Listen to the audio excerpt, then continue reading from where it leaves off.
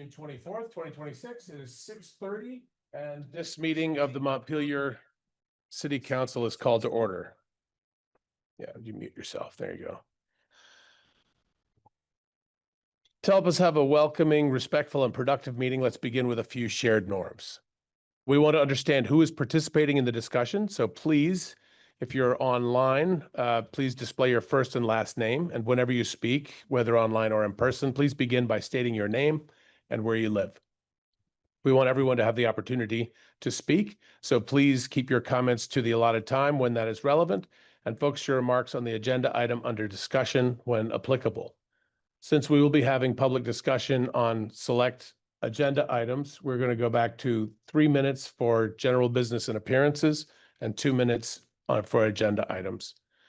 We want to have respectful and constructive dialogue, so let's please focus our comments on policies, decisions, and ideas rather than individuals, and let's keep our thoughts about someone's character or intent to ourselves or to some other forum. We want to have an organized and accessible meeting, so speakers do need to be recognized by the mayor before speaking. If you have several questions, please ask them all together. And finally, we want the council to be able to complete the public's business in an orderly way. So the rules of procedure and the rules of conduct in the agenda packet will guide the meeting and may be applied as needed to keep the meeting moving and ensure everyone has a fair opportunity to participate. I'd like to thank everybody for coming and participating in the democratic process and for helping us create a meeting where everyone can be heard and where the community's business can be conducted respectfully and effectively. Now, before we get down to business, let's just take a moment to fully come into this place. If you'd care to join me, I'm going to put my feet flat on the floor. I'm going to take a few deep breaths. I'm going to put my text messages and other things aside and stay here in the room.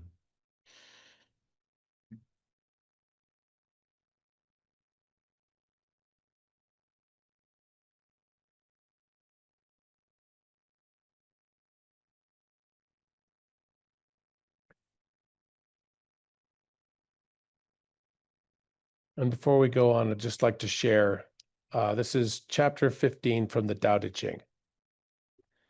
Careful as someone crossing an iced over stream, alert as a warrior in enemy territory, courteous as a guest, fluid as melting ice, shapeable as a block of wood, receptive as a valley, clear as a glass of water. Do you have the patience to wait till your mud settles and the water is clear? Can you remain unmoving till the right action arises by itself? The master doesn't seek fulfillment, not seeking, not expecting. She is present and can welcome all things.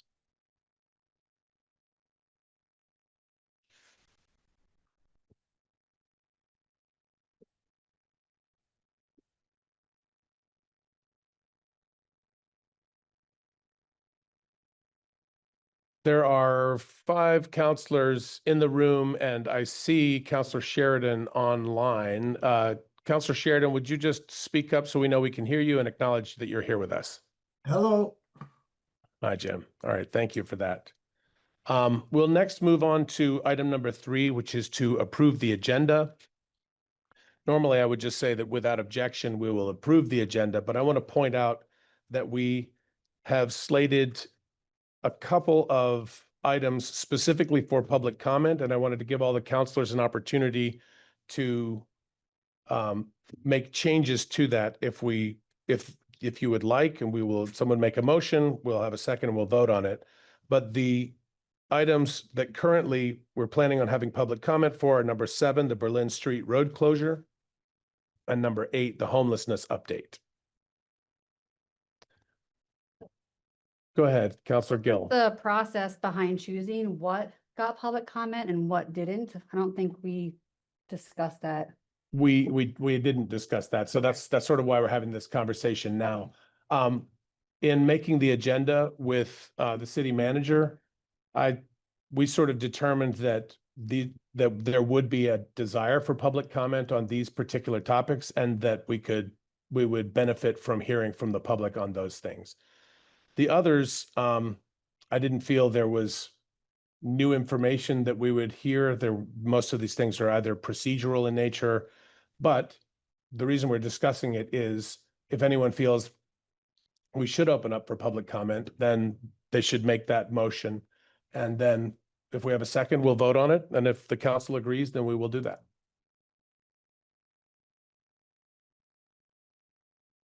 Would anyone care to move to change? Yes, Councillor Cohn. Yeah, we talk about that and we discussed that it is under mayor's discretion, right, to decide. But I will feel more comfortable if we open all the items to public comment and then mayor can decide what to do if like it takes more time than we are expecting. So I will, for that reason, I can make a motion, and if council says, okay, we can do, if they say no, we can just go with the way it is listed on the agenda. Sure. So what is the motion? The motion is, I make a motion to open all the agenda items for public comment, not only two of them listed on the current agenda. okay. Is there a second? I'll second that. Okay. Is there, well, there is some discussion, I'll say. I feel that the mayor's discretion portion of it is sort of how I came to these. I do understand that that's a change for us. So happy to discuss. Councillor Doyle, were you going to say something? Well, I'm wondering if we could just get clarification. I just want to make sure that we're talking about the same thing, because anybody can comment on anything they want during general businesses and appearances, any item on the agenda. What, Palin, I believe, correct me if I'm wrong, but I believe your motion is that we'll open up to every item on the agenda at the, open up to public comment at that time in the agenda, right? Yes, of course. Go ahead. Based on our rules, they cannot make any comments about the agenda items. They can only talk about the things they are not on the agenda item. That's So- what we discussed this in the last. So according Yeah, to the rules of meeting. conduct, if there's public comment on an agenda item, then that comment on that agenda item must be limited to that agenda item. And we have asked that during general business and appearances, that those comments can be open to anything, including, I think we had discussed last time, even if there was going to be an agenda item, but we had also said that if you wanted to speak on an agenda item during general business and appearances, that we would ask you to not to speak again during that agenda item. I don't think we Go ahead. we Yeah, made sorry. a change though. If we did the change, I'm okay. I can just like draw my motion, but Sal suggested that. But then Ben said, let's work on together, Sal, and we can bring a proposal to do that. So there was no change. So our rules are still public, general comments will be only the things that people want to share and they are not on the agenda item. I'm just trying to remember, and I remember that we just left it there. That It is, was Sal's proposal. so there was discussion to review those rules and to bring them back. But the motion that was carried last week or last meeting was to cancel the pilot and return to the rules of conduct as they had been adopted in April of 2022. Right. And in those ones, people cannot make any comments during the general comment session. If they want to talk about agenda items, they have to wait for those agenda items. That were the rules. Yes, that's correct. Yeah. So we've made an effort to call out which items we're going to hold public comment on so that folks can hold those comments on that topic until that time. So just a clarification. I think I get what Palin's saying. So are you saying then, like White and Burke contract, since that's on the agenda, you can't talk about that during general appearances because it's on the agenda, but it doesn't have public comment next to it? Like it's contradicting what you're Yeah. saying. So I think until we get it figured out, I'll continue my second to her motion because I think it is very confusing. And I just want to be very clear when people can comment, when they can't. And I'd rather be overly, just let people talk until we get clarity, because what the rule, like what you're saying is just contradicting each other, so I don't know. Okay, thank you. Any other discussion or debate on this before we take a vote? Councilor Brown? For some reason, my computer isn't loading up the rules of conduct. Oh, sorry, I was trying to read the rules of conduct, but it's not coming up.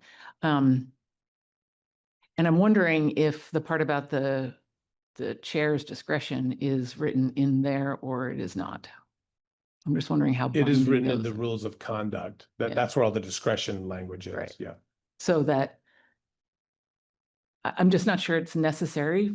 I think if the chair decides that people can comment on anything they want during general business and appearances, I think that's okay, according to our rules of conduct. But I can't see it, so I'm not 100% sure, but maybe someone else can see that. Ms. Prim?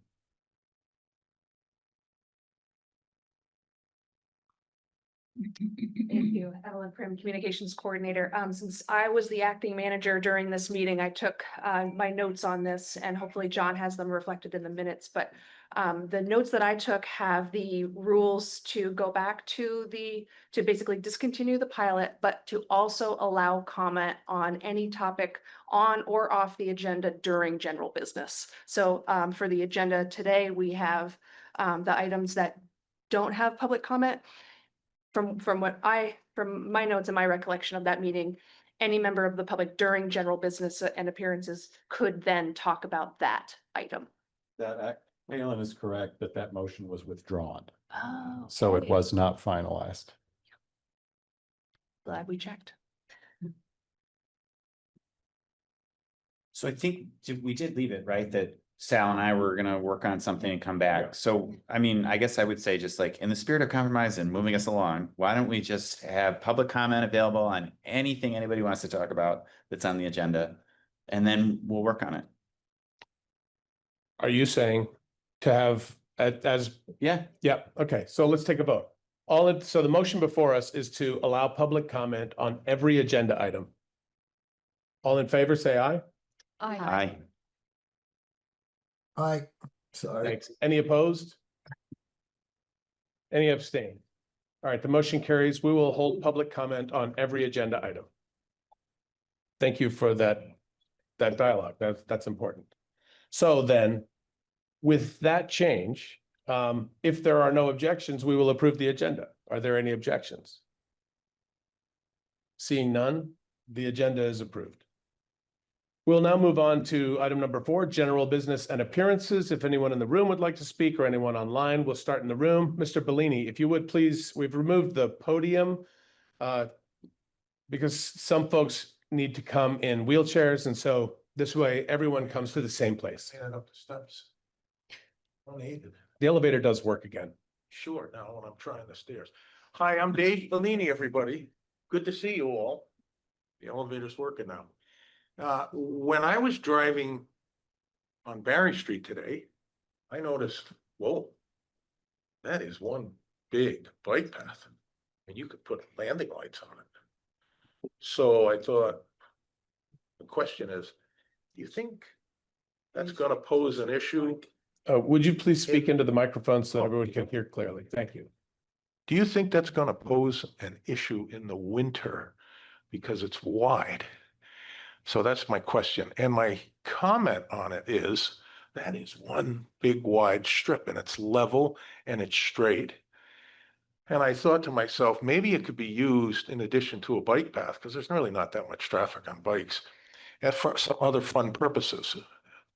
To wit, the left side of my brain says, you could do sprinting events there, on foot, on bicycles, on rollerblades, because it's a straight line, side by side.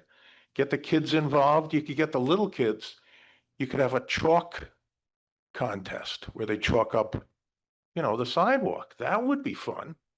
And the right side of my brain said, why not a pop-up art exhibit where you block some of it off and you have either paintings and sculptures, and you can take a walk down, maybe a ride down, because we have a lot of artists, a lot of good artists in Montpelier. So you could have some fun events like that. I mean, I could go further, but, you know, like, you could hold a 21st century festival of Lubricale to celebrate community and life. You don't have to go whole Roman, because I know you know some of that stuff. You have to look that one up. The other question I had was, Turret House is up and running, and that's good. And I wondered if that was going to have a bias towards serving the people that need assistance in Montpelier specifically, or does it draw from wherever, the whole state? I have no idea. I'm ignorant on that. So I hope it has a bias toward helping folks in Montpelier with their housing problem, and that's just a question I had. So with that, thank you. Thank you.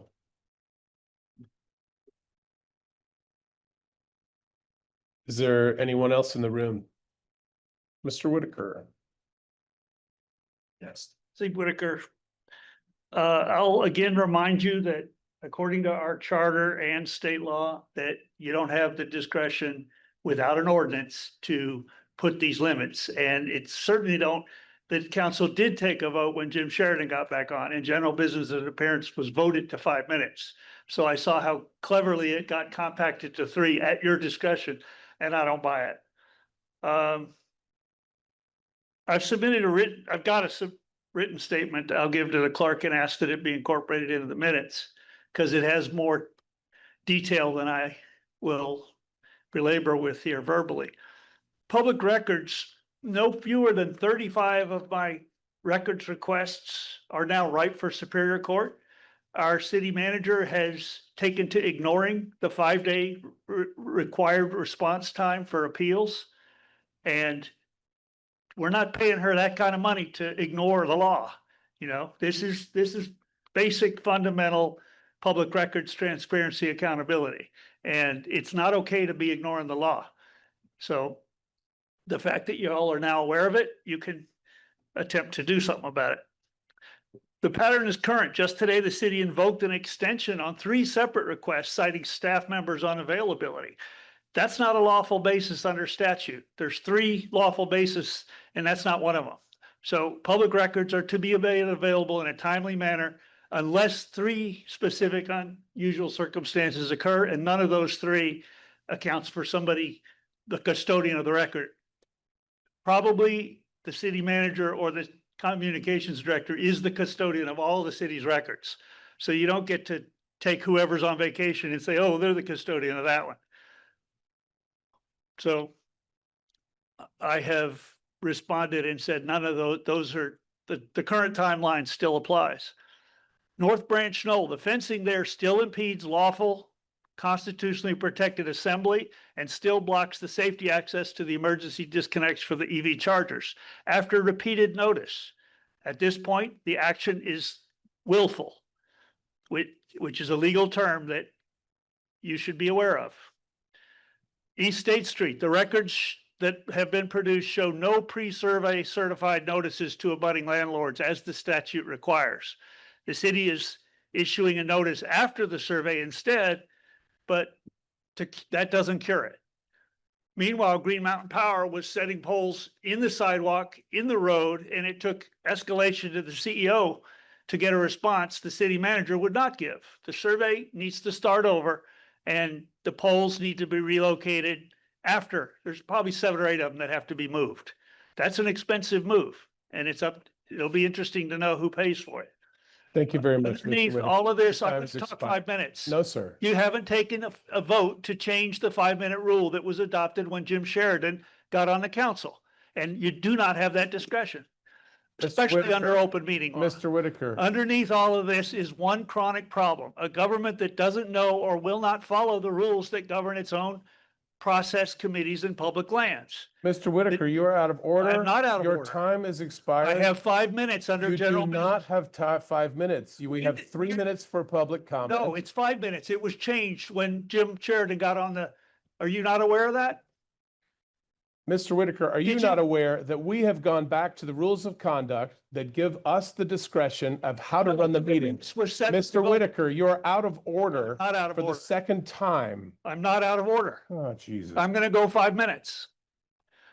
I would suggest that we let him continue until he's done talking. And then I think maybe we just need to clarify what exactly we're gonna do when someone repeatedly is out of order and refuses to. But I'm not out of order. The law is I on my understand, I side. understand. So I just think maybe we let him finish and then we talk about what we're gonna do kind of moving forward of how we're gonna handle these types of situations which seem to be repeating themselves. All right, in the spirit of de-escalating, I accept your exception. Go And the ahead. law. Thank you for adhering to the law. So unanswered open meeting law violation notices. The executive session of the CCR subcommittee, April 26th, lapsed, no response, deemed denied. Executive session, April 29th, lapsed, no response, deemed denied. Serial deliberation with the VHFA evaluation material or informed VHFA prior employee. Thanks for the clarification. No response, deemed denied. The council, a subcommittee of the council, open meeting law violations go to the full council. The subcommittee has no administrative role to answer those. So for y'all to sit there and ignore a 10-day mandatory response to either meet and deny or accept the violation, and then if you accept the violation, then you have 14 days to fashion a proper cure. But you should know this stuff by now because you've got a chronic pattern of violating the law. The executive session of where the decision was made in executive session of the CCR subcommittee. And then the regular council meeting of June 10th, that you had until the 20th to meet. And apparently, did you consult the council on whether they wanted to meet, or did you decide to deny it unilaterally? Because the law and your council will advise you that the law requires you to meet within the 10 days and either admit or deny the violation. And I'd like to understand how these decisions are getting made because you're bringing a liability to the city to continue to be a scofflaw with these most basic fundamental open meeting and public records laws. I'll leave it there for now. Thank you for your comments. Before we proceed with other comment, would you like to make a motion? I don't know that I'd like to make a motion. I think maybe we could just talk about it a little bit, just as a practice of how we're going to, and this isn't specific to Mr. Whitaker, although, I mean, this is a great example of it. You know, when someone does not follow our rules of procedure or contests the validity of the rules of procedure, you know, how are we going to kind of maintain order as a council? You know, I think it can escalate, right? And we could bring in police. And I don't think that that's a really good thing to do. I think really maybe what we should just consider is when there's, you know, you're repeatedly asking someone to stop talking because they're out of order or they're not following our rules of procedure. I think we should adjourn the meeting, you know, take a 5-minute break, de-escalate, come back. If the behavior continues, I think we should adjourn the meeting, de-escalate, wait 5 minutes, come back. You know, I think we just kind of need to do that. And then, you know, if that consistently doesn't work, then I think we look at another strategy. But I think we're kind of like making it up on the fly a little bit in a pretty tense situation. And I think we just need to be very intentional about how we're going to respond and maintain a culture that allows us to do the city's business, because this is our meeting that the voters elected us to come to this meeting to do the city's work. And to allow people to comment on it, it's important, but we need to be able to do the city's work. And we can't if there's just a basic lack of decorum. Other comments? Ms. Curry. Sure, if I may make a suggestion, the motion that held at the last meeting was to end the pilot, which reverts the procedures back to the procedures that were prior to whatever the November date was, that those were adopted. So I can read to you the procedures that were in place at that time, which might help guide what you were doing before the pilot was instituted. Would that be helpful? Sure. Yes, Yeah. please. Looks like Sure. Councilor Brown has, okay. You have a call to order by the mayor, your meeting logistics and remote introductions. If you are joining remotely, please change your name to be your first and last name. When you speak, please start by stating your name and where you live. We recommend that you keep your comments or questions under 3 minutes. If you are speaking about a specific agenda item, please keep your comments germane to the topic at hand. If you wish to speak, you must be called on by the mayor. Once you are called on by the mayor, you may make a statement or ask questions. But if you have multiple questions, please ask them all consecutively, as the council generally does not allow back and forth comments or questions. If you speak out of turn, discuss non-germane topics, go on too long, etc., you may be interrupted and asked to adjust your comments or behavior.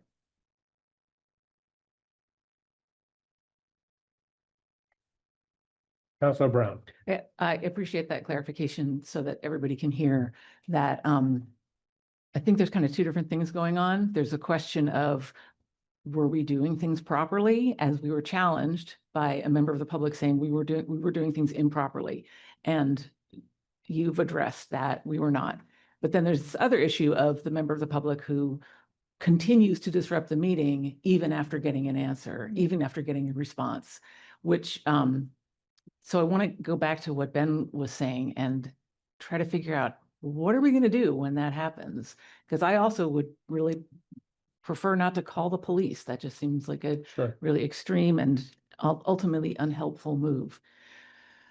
But I think when Councilor Doyle said adjourn the meeting, I think he meant recess the meeting. Yeah, I'm sorry. Yeah. Thank you for that clarification. I don't think we should all go home. I think we Yeah. should recess them. Yeah. But I do think that at some point, that's what we have to do.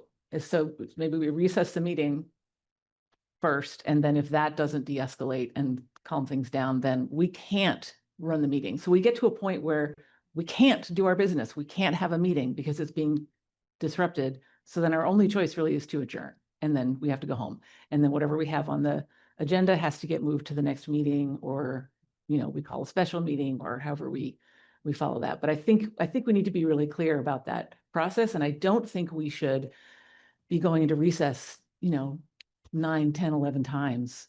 I think, I would end it much more quickly than that. That's great.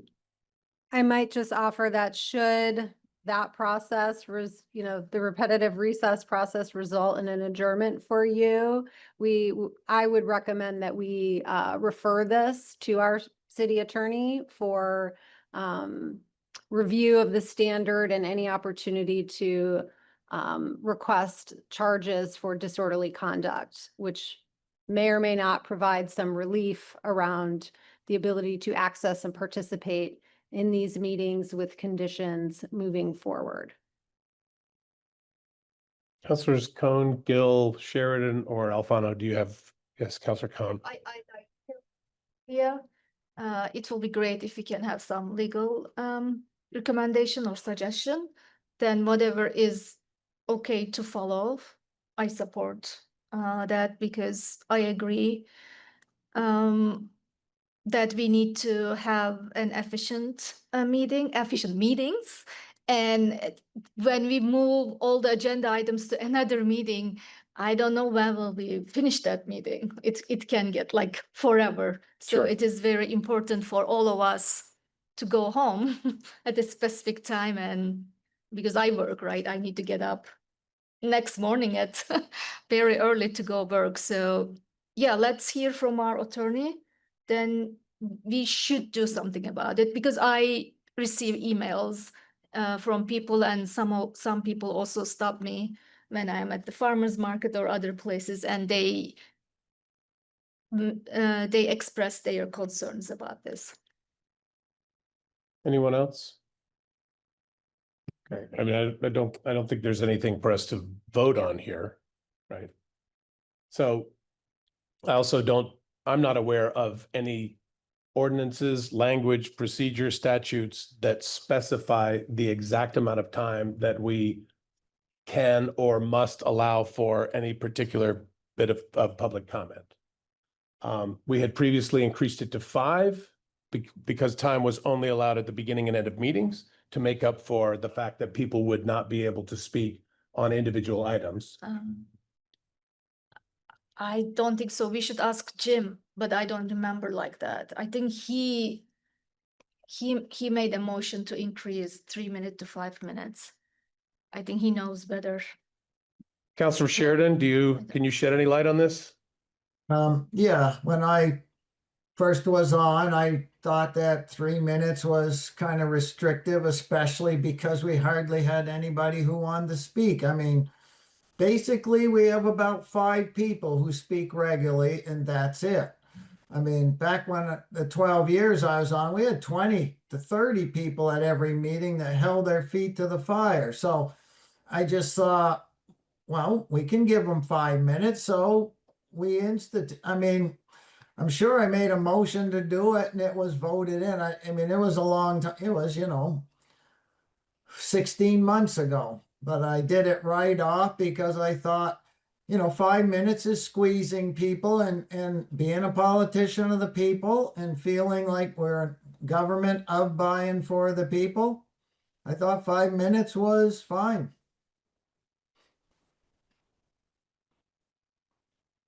Mr. Odom, are you aware of any language that requires us to, were there motions passed and adopted to amend our rules of conduct or procedure? I'm trying to check as fast as I can through all those. In the spirit of moving us forward for today. However, I should just finish I'm answering the sorry, yeah. questions.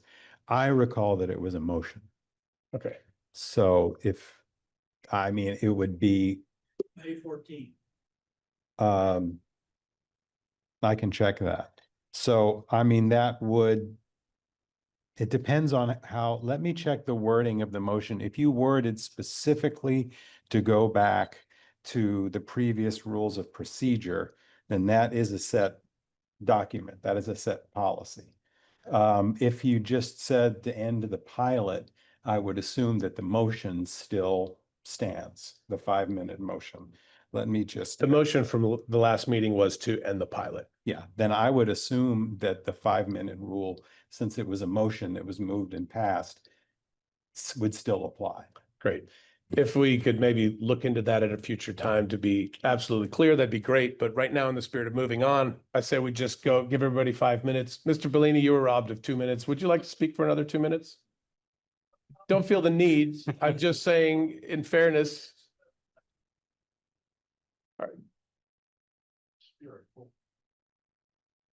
I worked for the state most of my life since before some of you were born, I think. You guys aren't Boy Scouts. Do you know that the state charges for public records requests? It's perfectly legal. And we've dealt with that issues in departments and the state overall, handled rather easily. I've sat in your chair in quasi-public places. And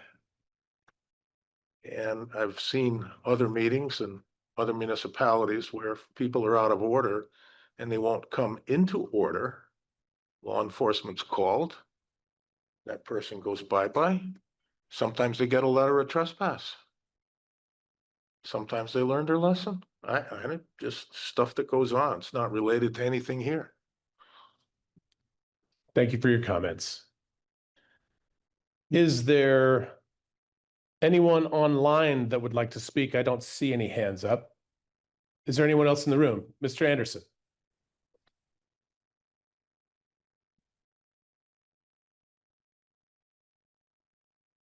Hello, everyone. Hello, it's good to see everybody. I just would like to just make a comment referring to the Berry bike path.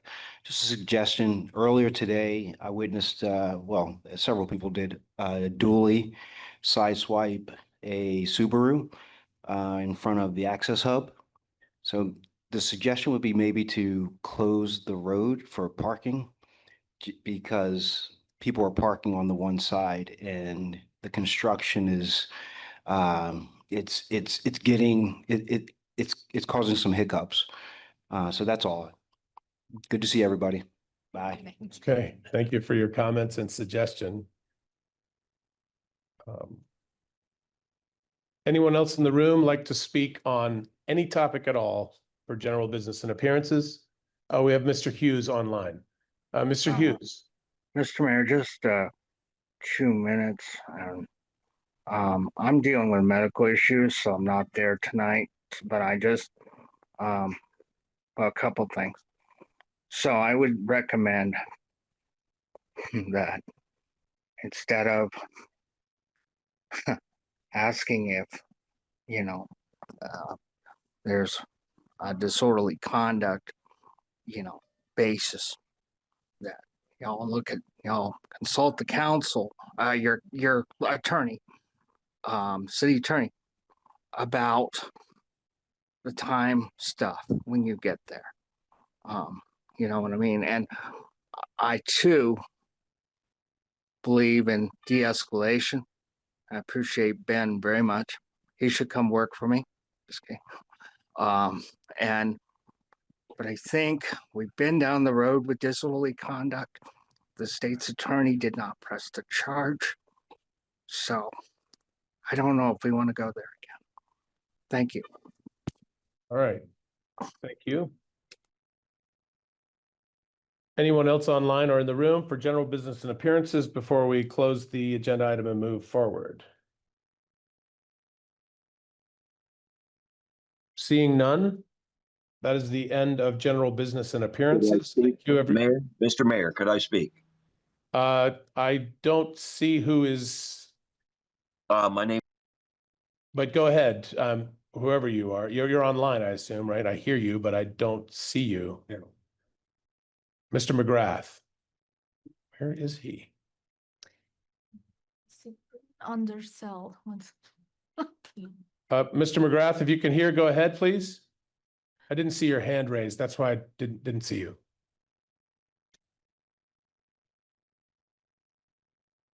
Mr. McGrath? You're still muted. If you're speaking, we cannot hear you. can you hear me now? We can, yes, thanks. Go ahead. Okay, so, I think I had spoke of, a couple meetings ago. I've lived here for my whole life, and seen different things about, public intoxication. People want to, say it's not the unhoused people, it's everybody on the bike path, Main Street, that has constant, people having open beers. And I feel there's lack of, last time that I spoke, I had spoke about zero foot patrol. And then I was told there's record foot patrol. There's zero foot patrol on the bike path of Main Street since in the last 2 months, since there's been record foot patrol. And I just feel that, there's zero changes when the public brings a comment or an issue to you people. Nothing happens. You all just discredit the person either saying what they're saying, or you're saying the person's wrong, that and you're just basically bringing this city down. And I have a good thing for every city council member. I recommend that you watch you guys on a meeting, and it's not to be mean to you. It's to really see how you behave, see how your behavior. You like Ben, when his neighbor goes to speak, the guy acts like a jerk, and I would like to see watch himself on TV. And then I'll go with the city is not built on poems and quotes, Mr. Mayor. If I wanted to listen to poem time, I could go to Bear Pond Books once a month. And I just feel that, you are not what the city needs. The police chief and the assistant chief are leaving. That's a good thing. I'm telling you, I've been in this town 50 years, and I know what police and public safety is. We have zero public safety on foot patrol, zero. And like I said, it gets frustrating. I know I don't want to come across and question people's character, but I just have to tell you, you guys are like watching a monkey play with a football. It's embarrassing, but thank you very much. Thank you for sharing your thoughts. We appreciate your presence. All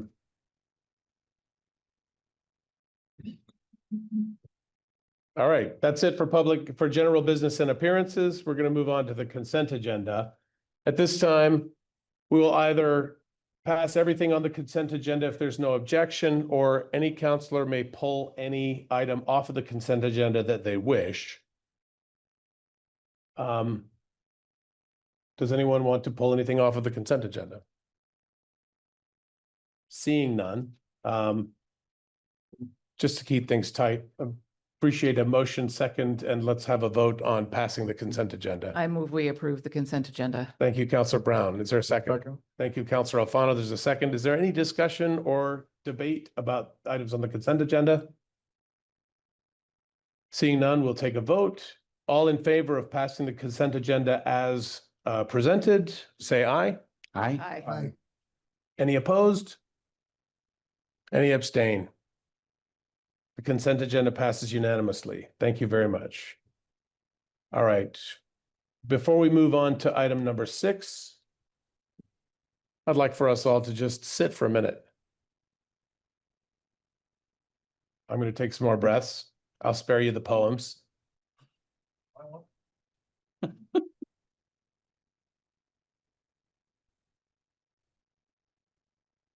All right, we're going to turn our attention to something a little more positive.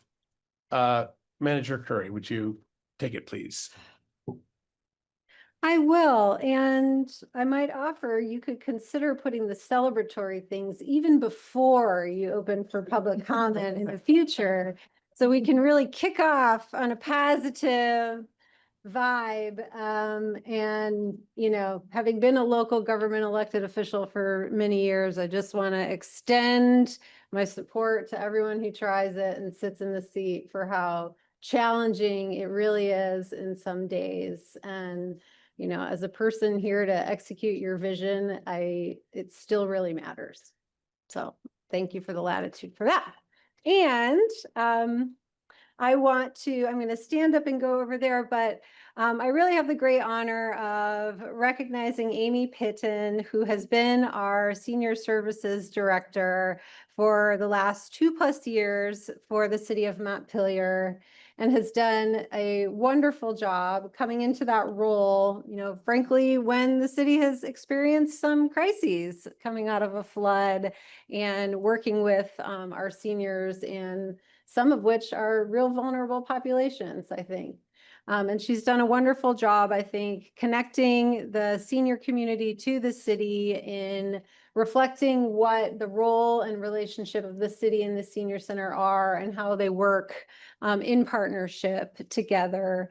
She has helped shepherd through the selection and training of her replacement, which, you know, doesn't always happen in these seats, to have that real, I think, benefit of being able to transfer knowledge. And Amy's been a very thoughtful and steady participant in our leadership team at the city. And so I am acknowledging her retirement and wishing her well in this next chapter, which will hopefully be all positivity and flowers and butterflies. So please join me all in congratulating Amy.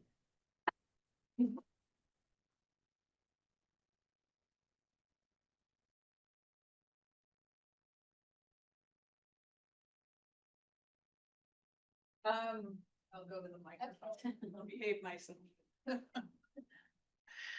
Thank you for the recognition. It's been such an educational experience to work for the city for these past 2.5 years. I've learned so much. I've learned so much about how difficult it is to be serving a city that wants a lot. I mean, Montpelier has high demands, and we're just a tiny little city, a tiny little town.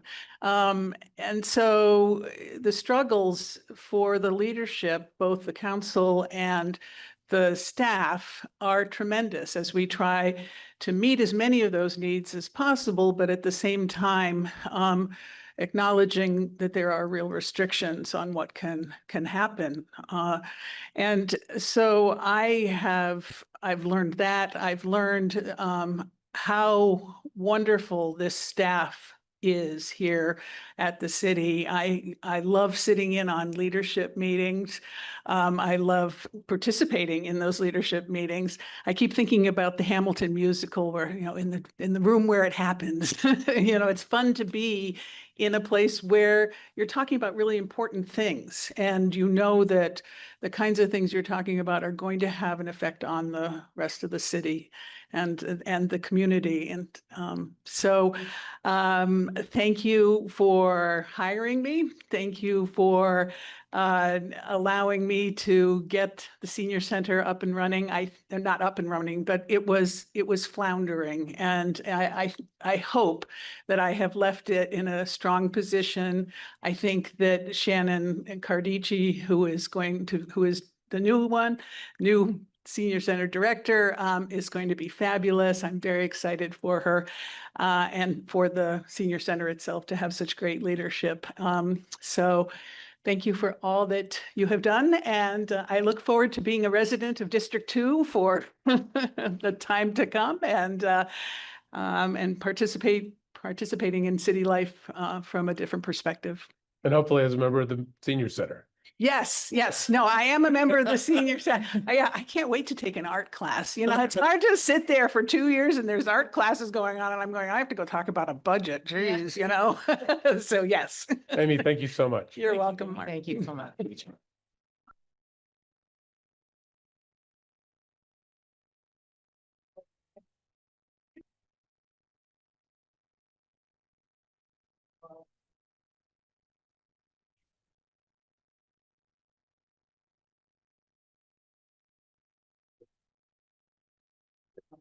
So we're now going to move on to, we need to have public comment on this item. Is there anyone that would like to make any comments on Amy's retirement or service?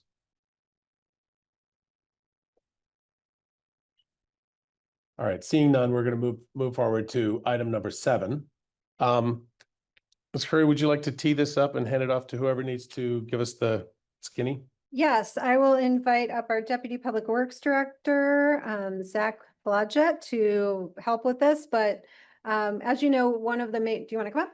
And then we can invite the contractor team as well when you're ready. So as you know, one of the major projects that is on our agenda for this summer is the sewer main replacement along Berlin Street. It is significant in length and in impact to that road.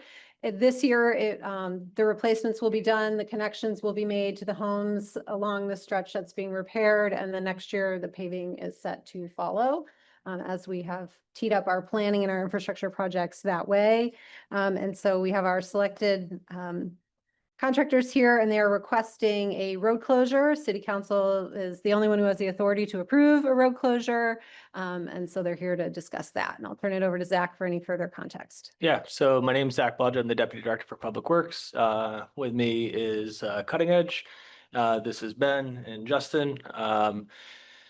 And basically the project is to replace 14 to 1,500 linear feet of sewer main along Berlin Street. It needs to be replaced so that we can repave the street. And they've requested a road closure in order to facilitate the actual installation, because the main is sort of in the center of the lane. And so they're going to discuss why they're requesting it. And then we're here to answer any questions about kind of the alternatives that were reviewed and anything else that the city council and the public may have.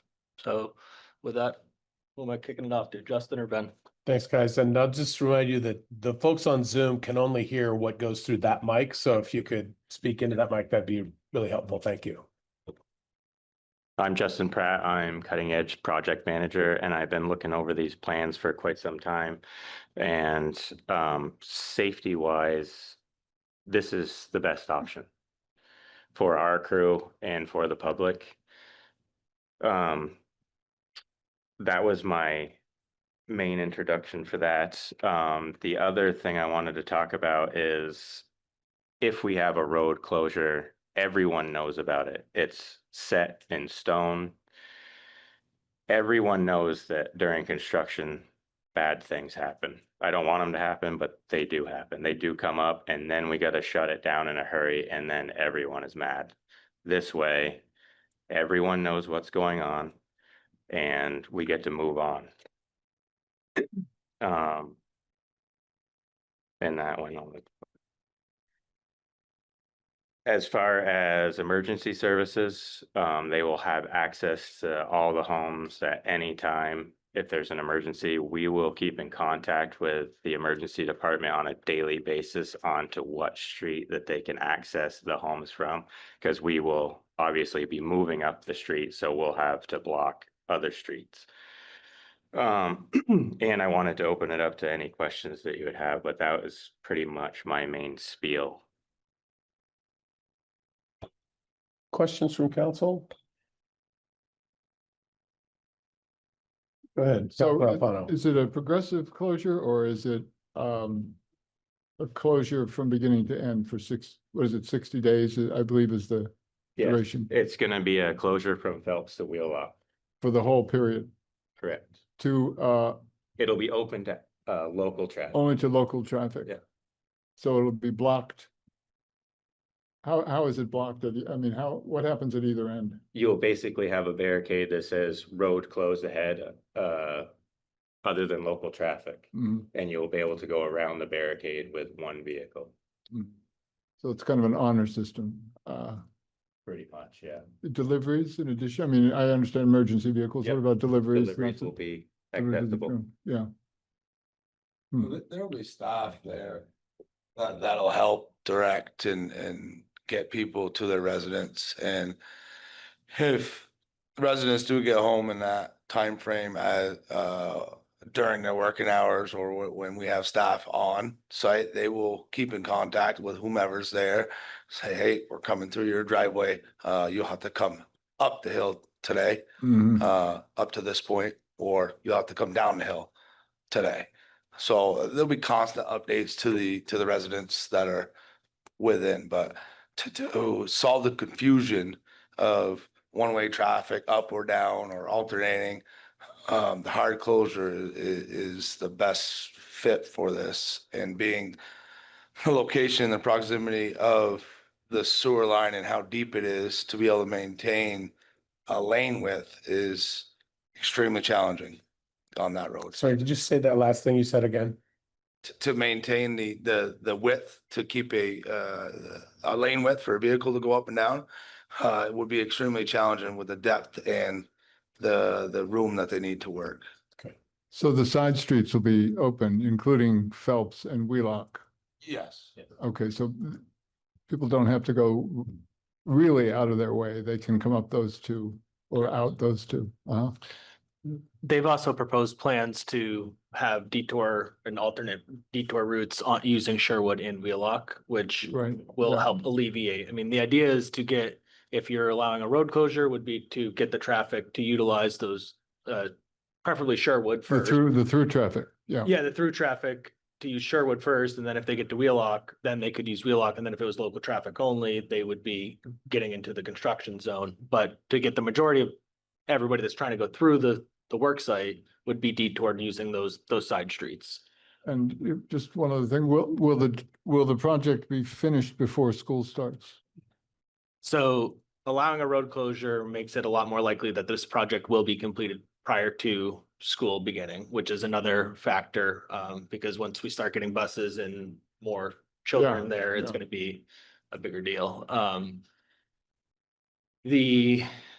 It's really the location of the sewer main. Like, in order for if they were to keep two-way traffic, they'd be cutting every service pipe in half in order to get it. So they would be putting in, a stick is 13 feet, they'd be putting in 5 feet, backfilling that side, and then resetting over to do the other side. So it's a significant extra time that would be needed, right? So I think that's some of the benefit here about allowing a road closure would be to expedite the construction and get them in and out as quickly as possible so that the residents aren't dealing with a lengthy impact as well as the traveling public and everybody else.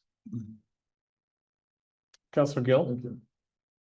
Thank you for sharing this. And just for the folks online that might not have gone through the packet, there's a couple questions. One, when is the start date of this? And what is the communication plan to let people know now that this is gonna happen? I know, my husband goes up and down that road to the hospital. It's a very heavily trafficked road, and just, people are gonna have to make plans that go up and down that road to commute to the hospital, because it's a big employer for our town. And then for the folks that live there, and even on Sherwood, it's gonna be more traffic going through their neighborhood. So I would just like to know, what does that communication plan look like now? And then you talked a little bit about like every day, kind of those daily updates, but I just want to ensure that all those folks on both Sherwood and Berlin and Wheelock, like, how do they know that this is going to happen so they can prepare their lives? And even the folks that go up and down Berlin with their commutes, like, how are they going to know to plan a couple extra minutes to get up to the hospital or wherever they need to go to work up there? Yeah, so one thing that we could do if it was approved would be to utilize all of our normal public channels, right? We can get it out to the radio, we can get it out to the press, we can do a press release saying that it was going to be closed. We can put it on the portable message boards. If we move in that direction, we can set a date, like, I guess if you approved it tonight, you could approve it for tomorrow, but that might be more confusing for everybody. You may want to pick a date of like, yes, we're allowing a road closure starting as, at the beginning of next week to allow for Evelyn to help with communications. Typically, if we had a road closure, we would send out a VT alerts, which would be fine for this. We could do notify me and the NeighborNet and all of the other channels that we have. Yeah, I'm just want to make sure, it's June 24th. And if you said it's 60 days, that's definitely going to go past when school starts. And that is during school, there's probably at least 3, maybe 4, I don't know exactly, stops on that road. And the kids walk down the sidewalk. So I just want to be careful of timing and just the cadence of this, and just thinking about the school children that, might have to not go down Berlin to pick up the bus, and like what that may look like, because school starts, I think, August 25th, something like that. So that's only 2 months. Yeah, certainly allowing the road closure is going to expedite the construction for them, and it's going to allow them to get it done as quickly as possible. Councilor Brown? Yeah, thank you so much. I really appreciate the memo that was included that outlined all of the reasons why this makes sense. It was very, very clear to me that there's safety, there's your access to what's going on under the street, there's the clarity of what's happening is very, that's really important, so people know what to do. Along those lines, I'm thinking about the detours and where that traffic is going to go. And Sherwood seems like a pretty obvious place that a lot of people are just going to be using that. And so do you have any sense of what the traffic is going to end up looking like on that road? What's going to be the impact there? And you also mentioned maybe Wheelock. Are there maybe a few different routes that could be identified to encourage people to, not just use Sherwood all the time? And then are you going to have like I know you'll have signs. Are going to be people directing traffic at all to help shunt people to these detours, or how will that work kind of while it's all going? Yeah, so I'll answer the piece about Wheelock and Sherwood. The benefit of having both of those streets is you get as much traffic utilizing more than one detour route. And the thought of just putting everybody onto Wheelock is a left turn next to an intersection, right? So the thought is to get everybody using Sherwood, because it's going to be a much easier left turn specifically off of Sherwood. So we would probably sign both. They've given a whole bunch of different alternatives within the packet, and we've talked about them. And then the other question was, Well, I was wondering about what the actual impact will be on those streets that are receiving all the detour traffic. yeah, a What can we little hard to tell expect? because people, once they figure out that it's closed, they may not try to use Sherwood. They may go down, they may use the interstate. They may adjust what they're doing. I think having a predictable plan, people will adjust to it versus doing it kind of on the fly.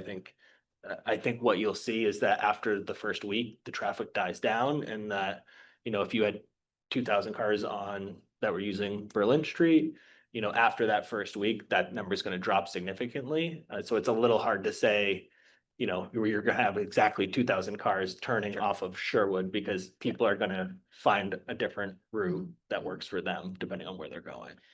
Do you think it would be feasible to have some maps of these various detour routes on our website so that people could Absolutely. check that out? They Okay. provided them. We could, Great.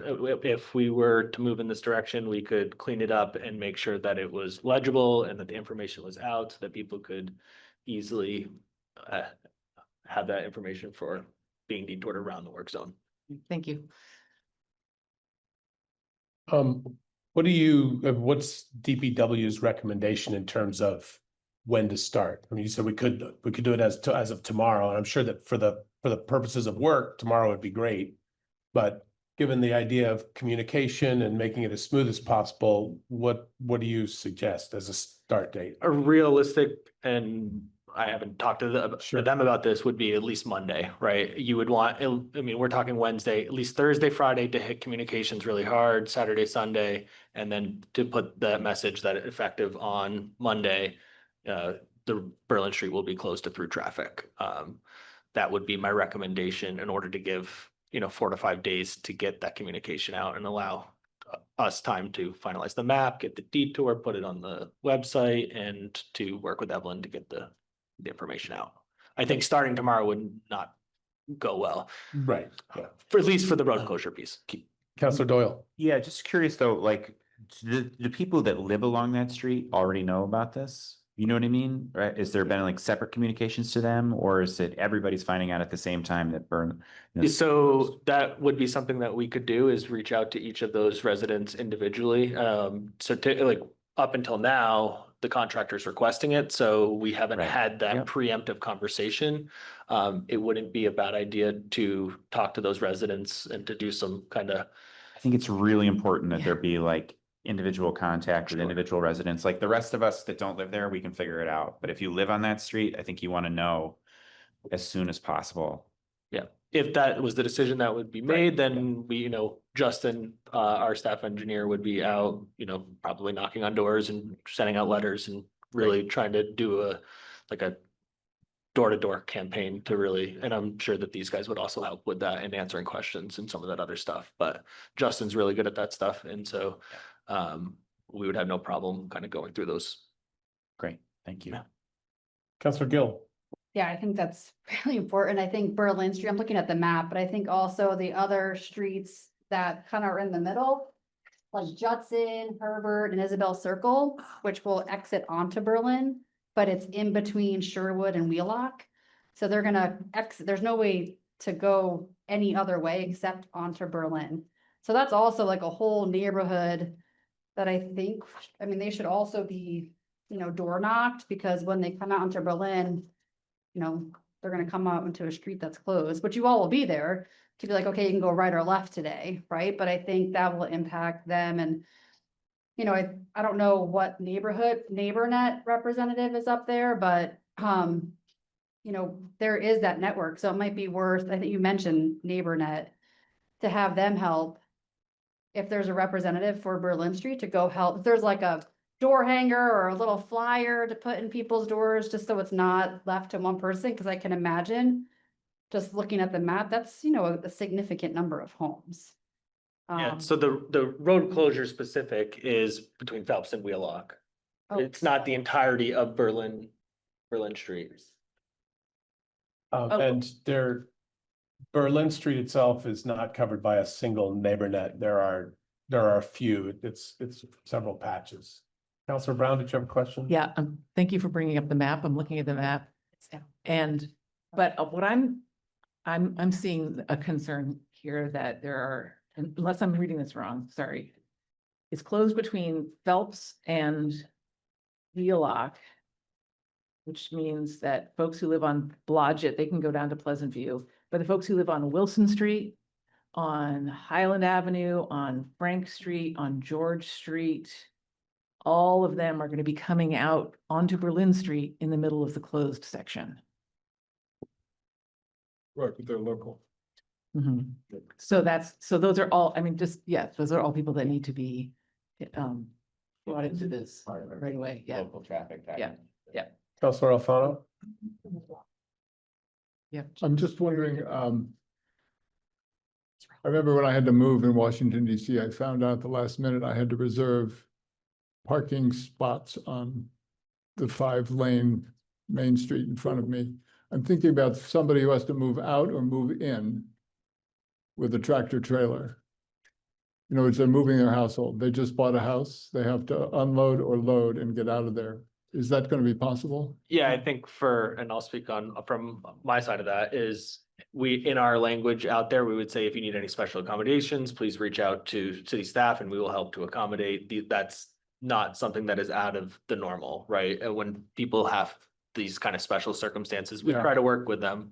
And I think the contractor would be willing to do that as well. We just need to know what those circumstances are and we'll do our best. They're going to occur, yeah. Exactly, yes.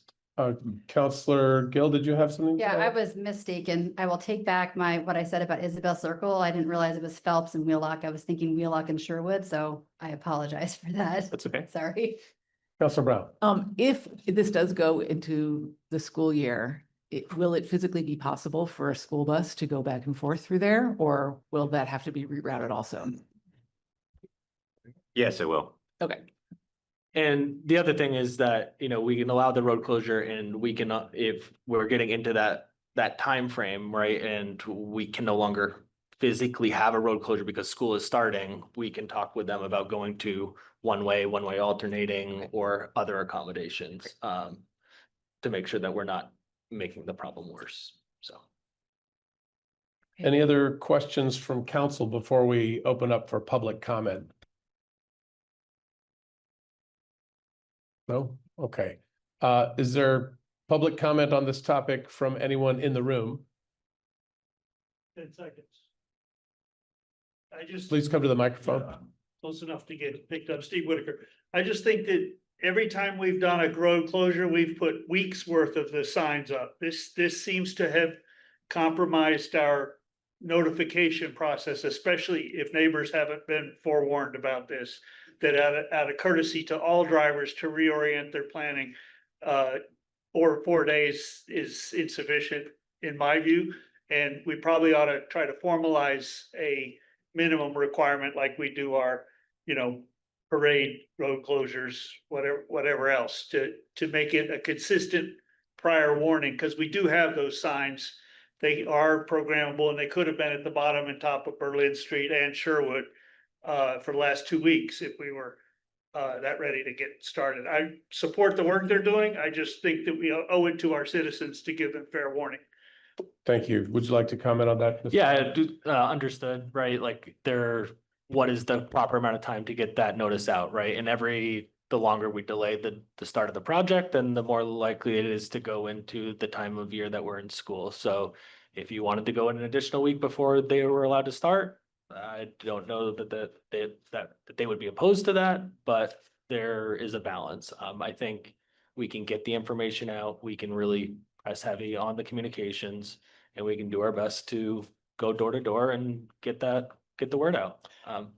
But if council wanted to have a longer duration, we could do that. All right, thanks. Counselor Doyle, do you have a question? I would not advocate for a longer duration. I think I do agree that we should, well, first of all, I know you'll do your best to make sure that everybody understands this, right? I do think it makes sense to have a policy in the future of however many, weeks in advance. But if you're talking about that balance, I think it's really clear that we should get this work done, try and get it done as quickly as possible.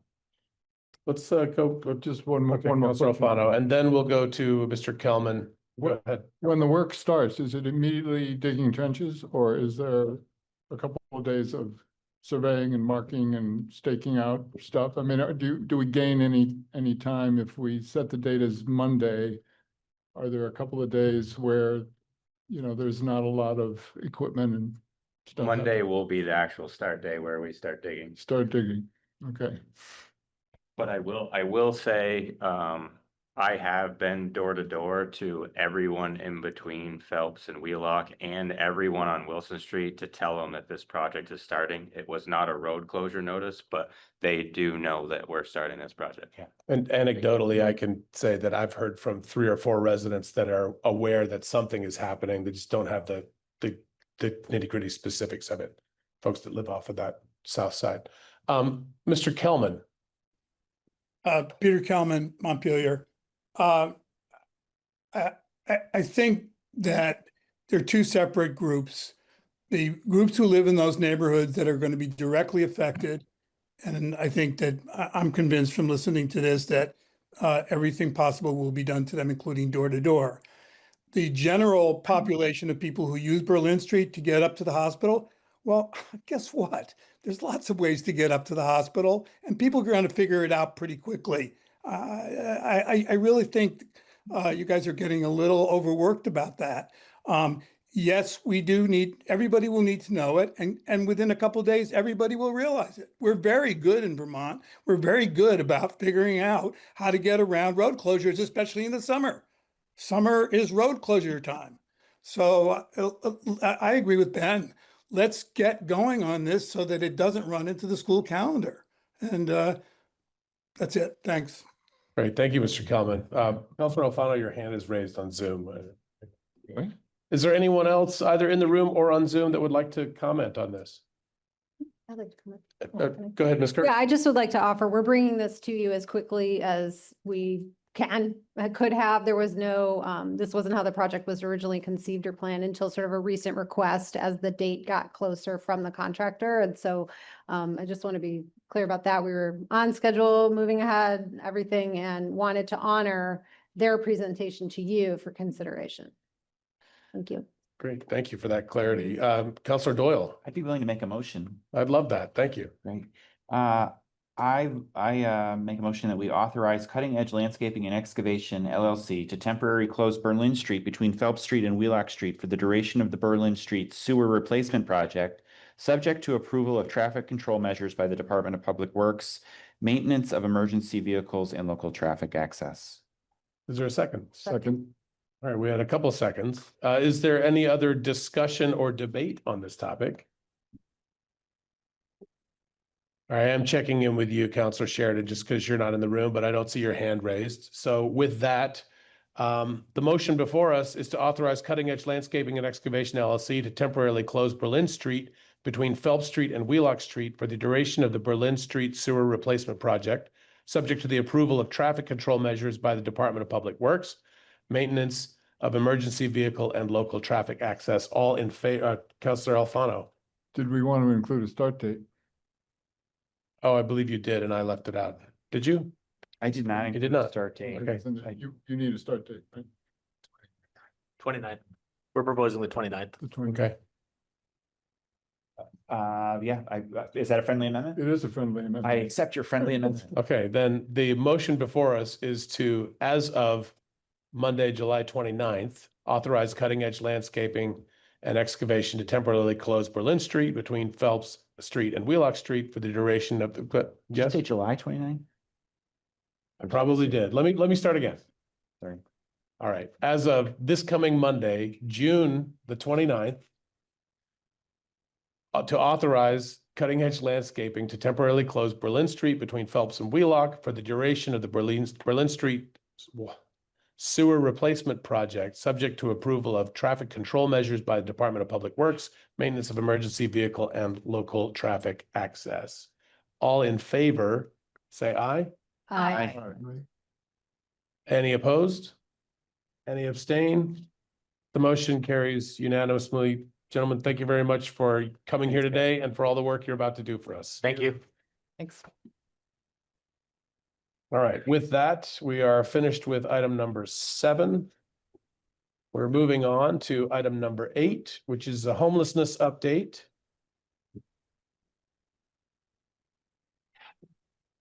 Ms. Curry, would you like to kick us off here?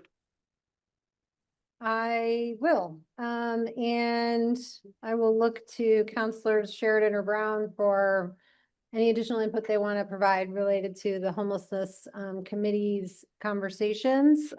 Some of this is based on a report from Matt Jalisik, who is staffs that committee. So relative to that, you know, there continue to be, I think the ball is in the committee's court relative to trying to identify some picnic table locations. We've offered to provide the resources to tour them around once they schedule that. And so waiting to hear back from that. An update regarding the encampment policy language. So that language, and I think I'll collapse that with conversations around designated overnight camp locations. You would have all received a doodle poll from me to select a location or select a time where we can host an executive session for you to receive that legal advice on that.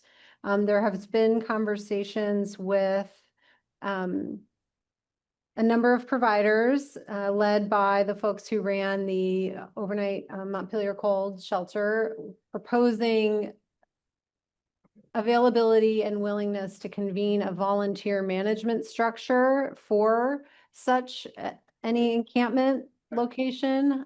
They have indicated that they would vet folks that would stay in those locations, would participate in training relative to some crisis response, would send folks out 2 times daily to check on the conditions of any camp location. They would expect that the city designate or lease sites and provide restroom, restroom washing and garbage facilities to support those. We continue also to have conversations with the providers relative to the city hall space, the downstairs space that was used over the winter. And I'll look to my colleague, Chris Lumbro, who's been supportive with that, with Matt. Now, the conversations with the providers who would be the most likely partners in running those spaces, they have indicated that they, one, would wish to have 2 egresses, which now is only 1, that would allow access to the elevator as well. There would be some requirements around sprinklering for the space. And some, construction that would have to happen down there to accommodate additional space for them to provide services to people. They would be interested in being able to use it all day, as potentially day sheltering and night sheltering. This would help in heat events with cooling while also providing some day shelter opportunities. That is for your consideration. I think some complications with that is that we will be renovating that entire space next year. The draft, the beginning estimate for that level of work to accommodate the design for the service provider's requests is around $120,000.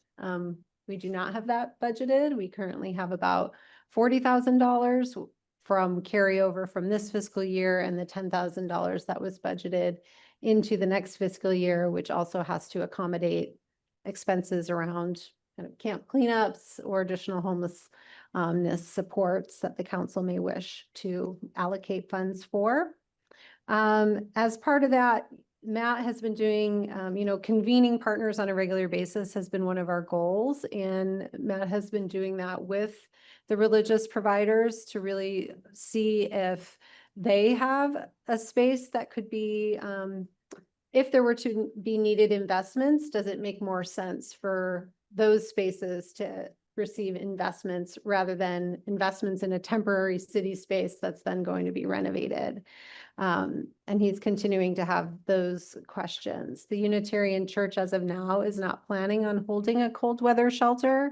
Part of the complication that they've run into is that they had received a waiver from the fire marshal, the state fire marshal, relative to being able to use that space under the current conditions that, physical conditions of the space.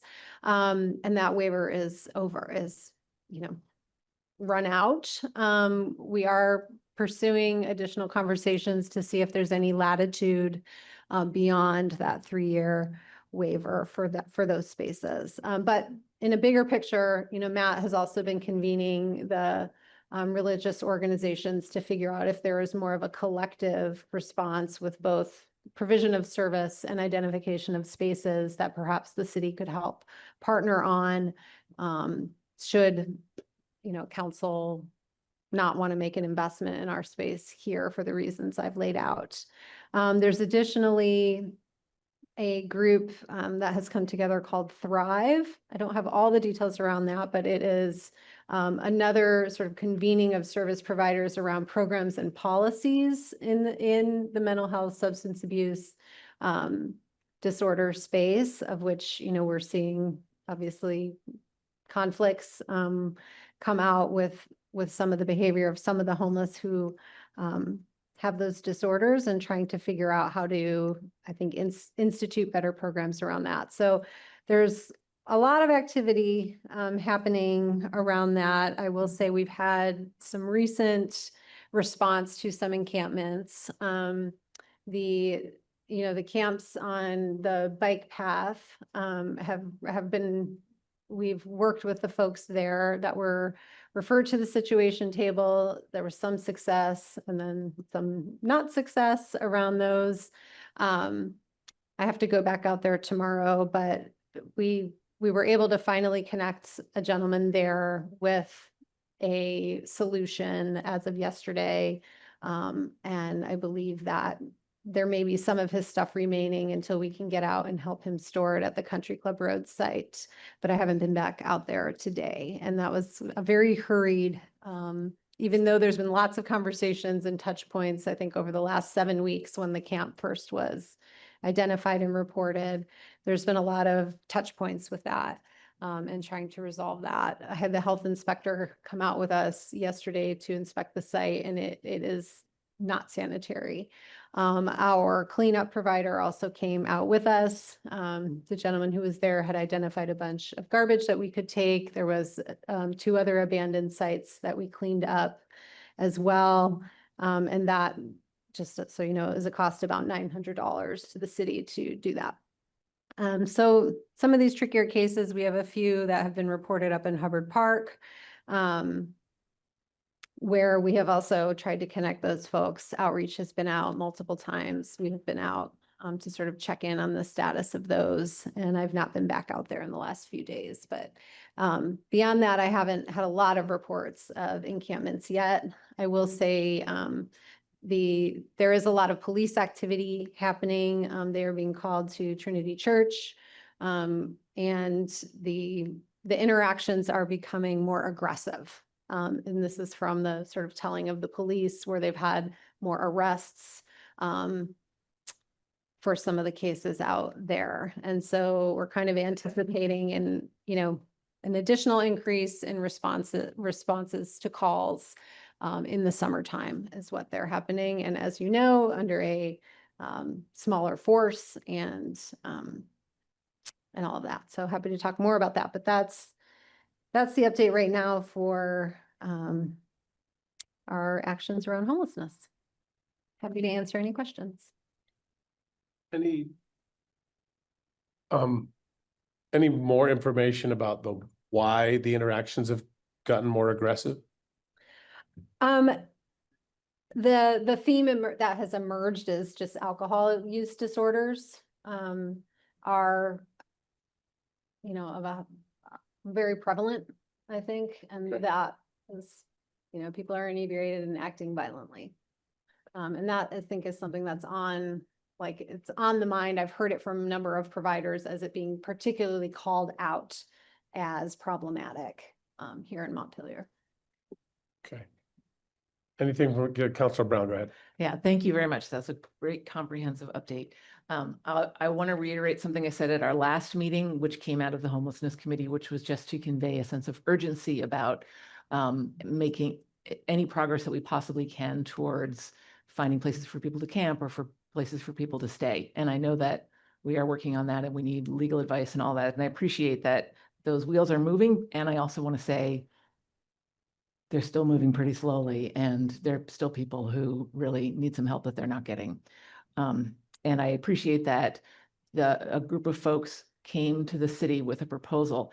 Now, I think that was the Montpelier Cold organization. Am I correct about that? Okay, so that's a nonprofit organization that was formed last year, and they were the ones who oversaw the shelter in City Hall. And if we're going to be, I think the question about where we put our money in terms of the biggest impact and the most effect, whether it's putting a lot of money into renovating City Hall, which will then just will only be able to use temporarily, or if it's giving money to some other organizations, I think it makes more sense to be thinking about giving money to organizations that have the expertise. Just in general, I think this is a good way for the city to be using our resources.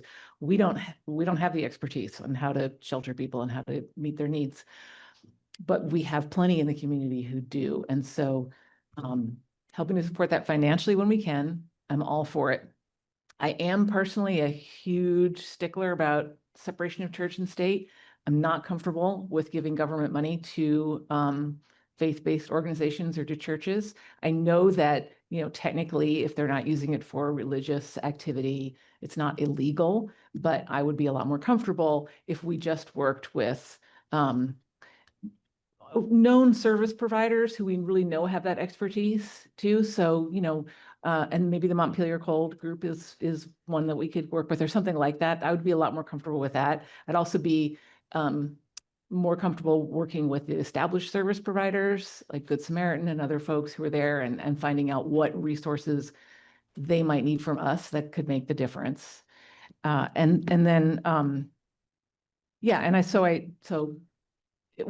I know we're not there yet at that decision, but just want to say how I feel about that. I would just note that Capstone has been an active partner in kind of the provision, as a provider that would help manage a space that we would open here. I think that the nature of the convening of the religious, organizations is because they have building space.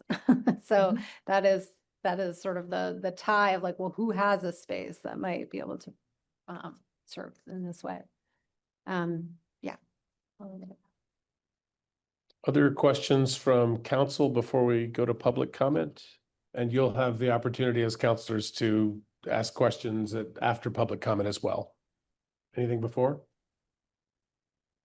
Okay, Mr. Whitaker, you raised your hand.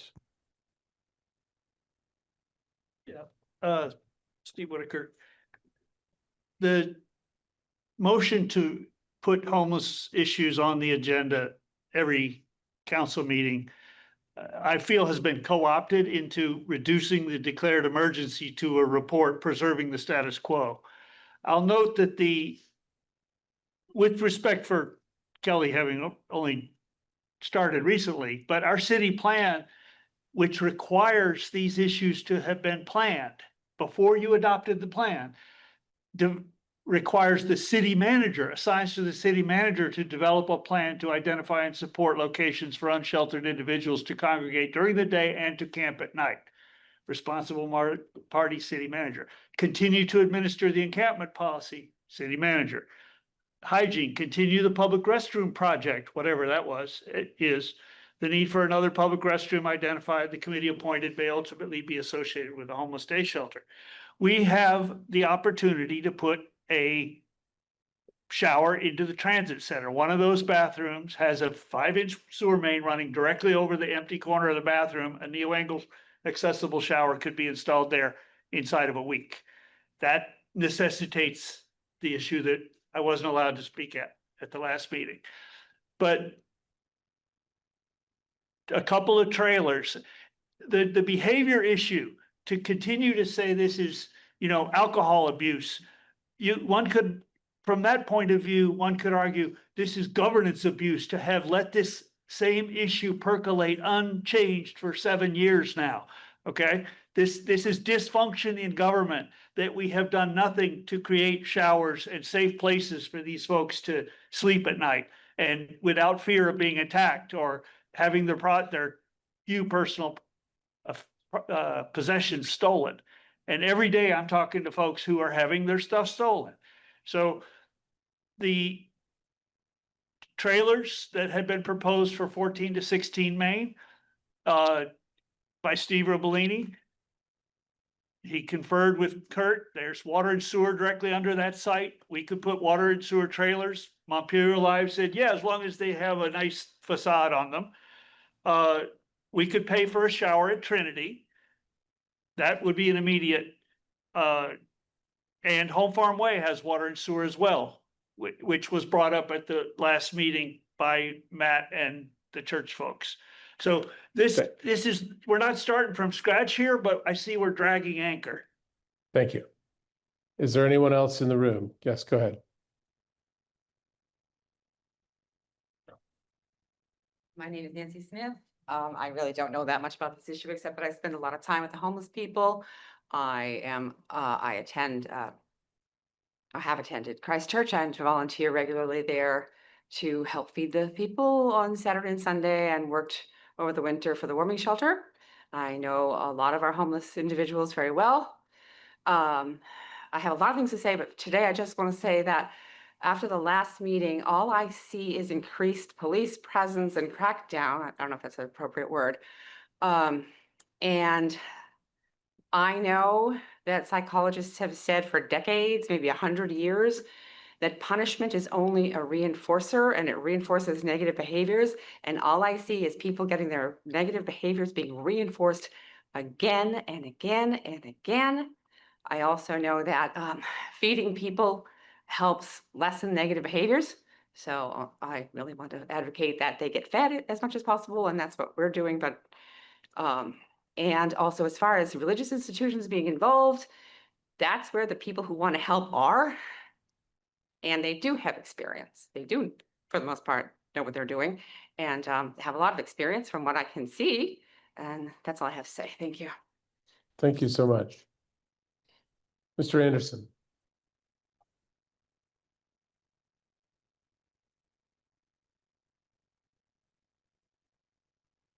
I don't want to be here.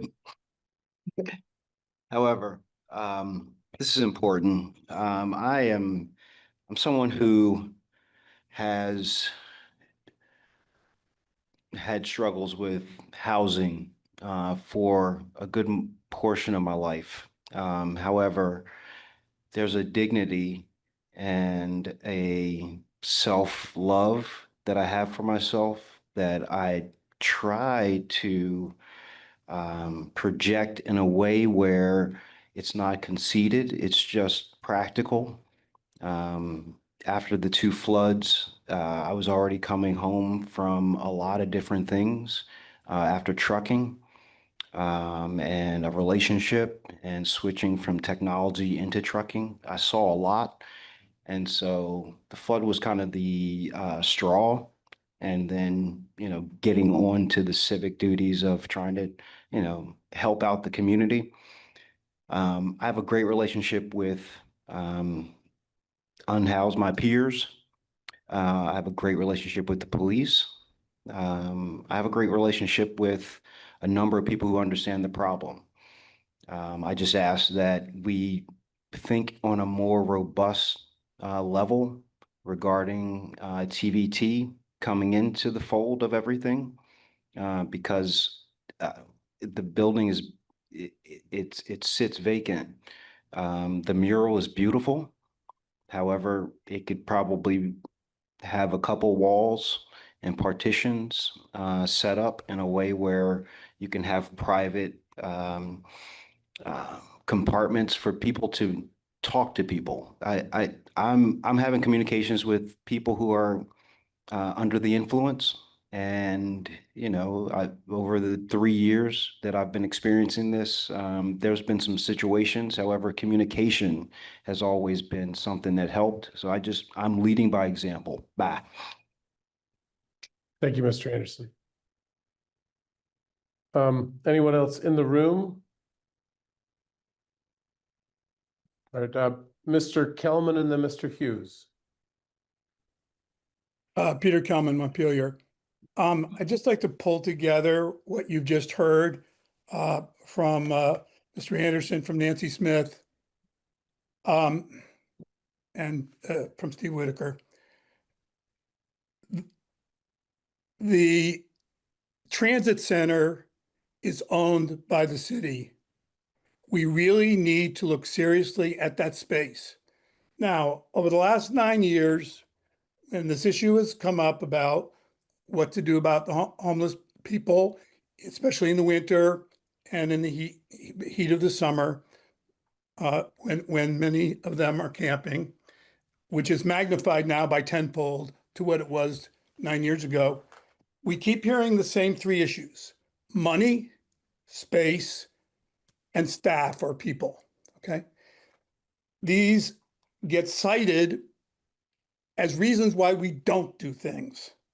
Let's flip that script and let's decide what we are going to do, what we can in fact do, and figure out how to get the money, the space, and the people.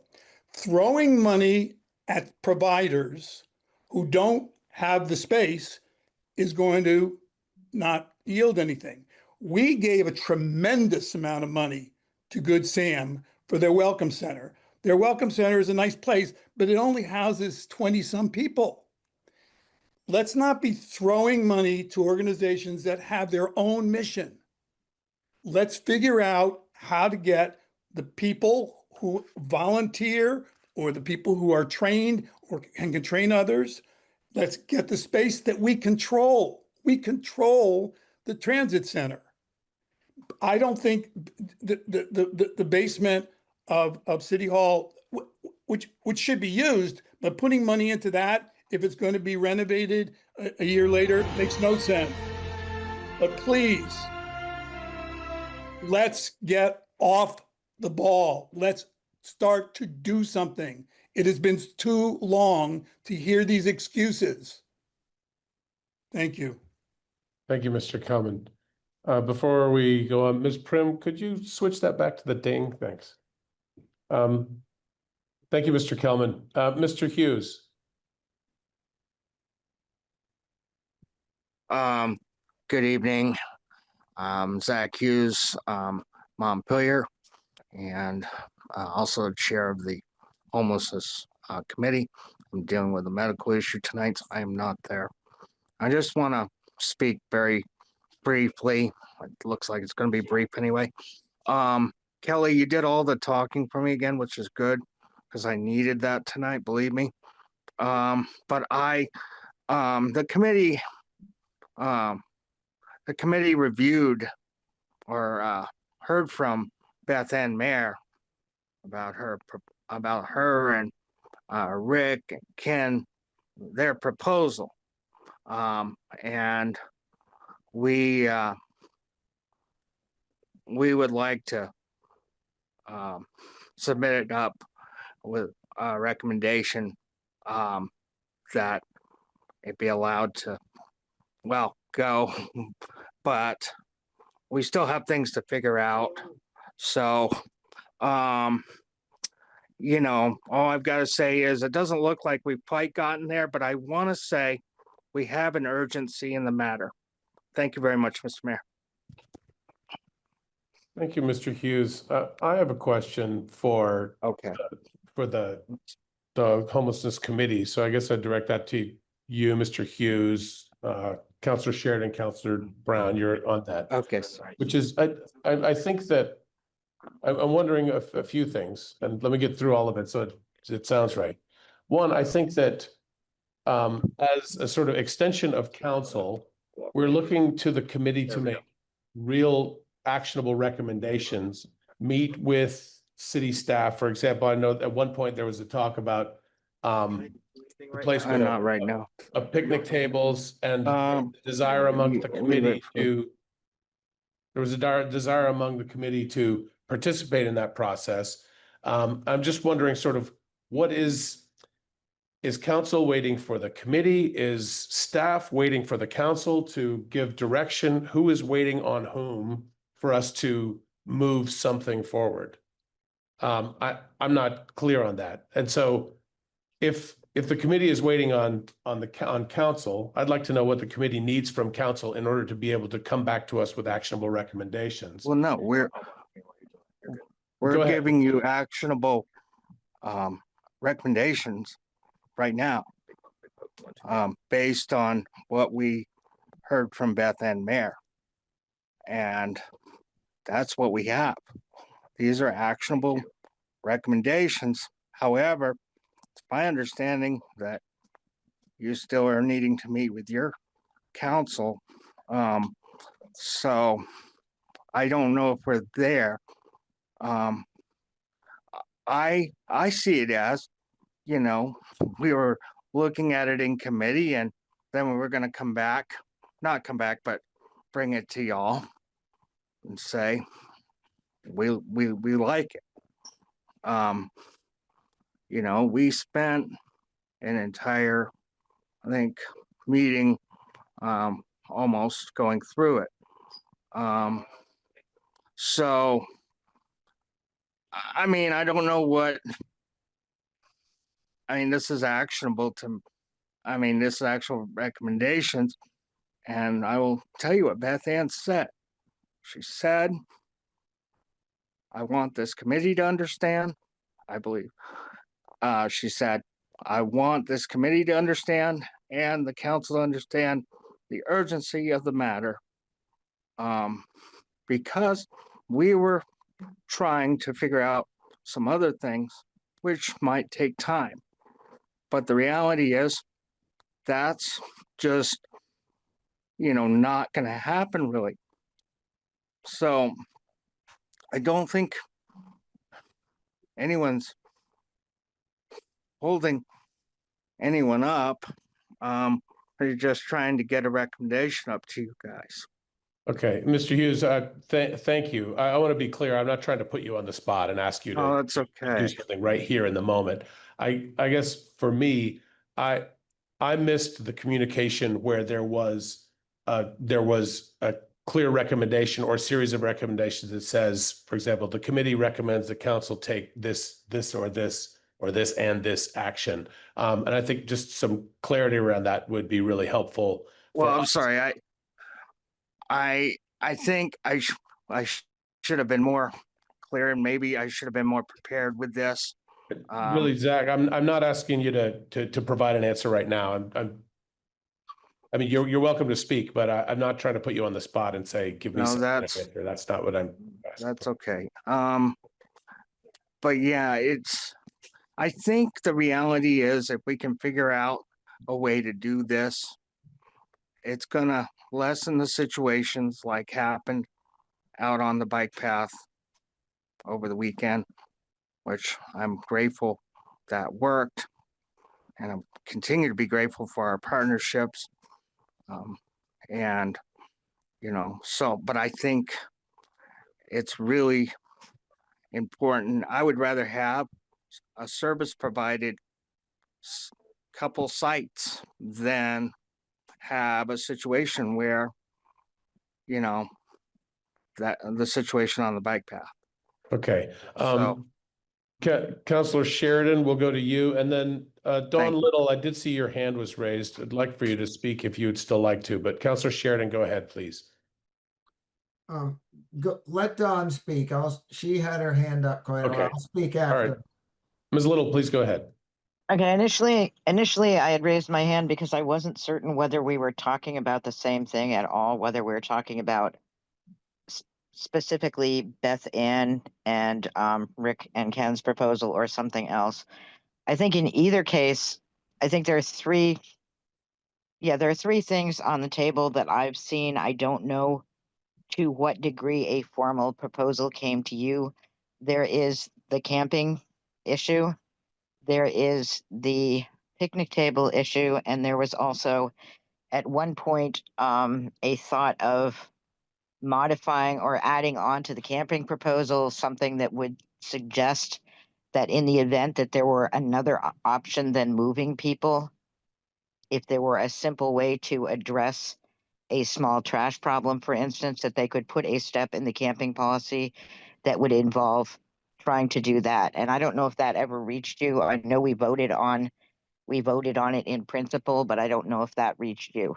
But I do think of the three of those three issues, I personally feel like the people need a place to camp, and the city has seen that in this case that we've been dealing with over the past few weeks. So I would say that the camping issues have a higher priority. And I can speak with the committee and with the individual counselors more specifically about the picnic table thing. Anyway, I don't know if I said anything, but I do feel that those are the three items that have been put on the table, and I don't know how formal the information was that you received. Thanks. Speaking only for myself, I didn't receive anything formally or informally. I think what the count, and I'm going to speak for myself, and the council, please chime in. I think what would be super helpful for us is we recognize that entering into some kind of potentially management agreement for encampment management is a decent idea. What we don't know is exactly what does that look like? Who are the players? What would be the responsibilities, and who would carry those responsibilities? We'd need that kind of specificity in order for us to be able to do something meaningful.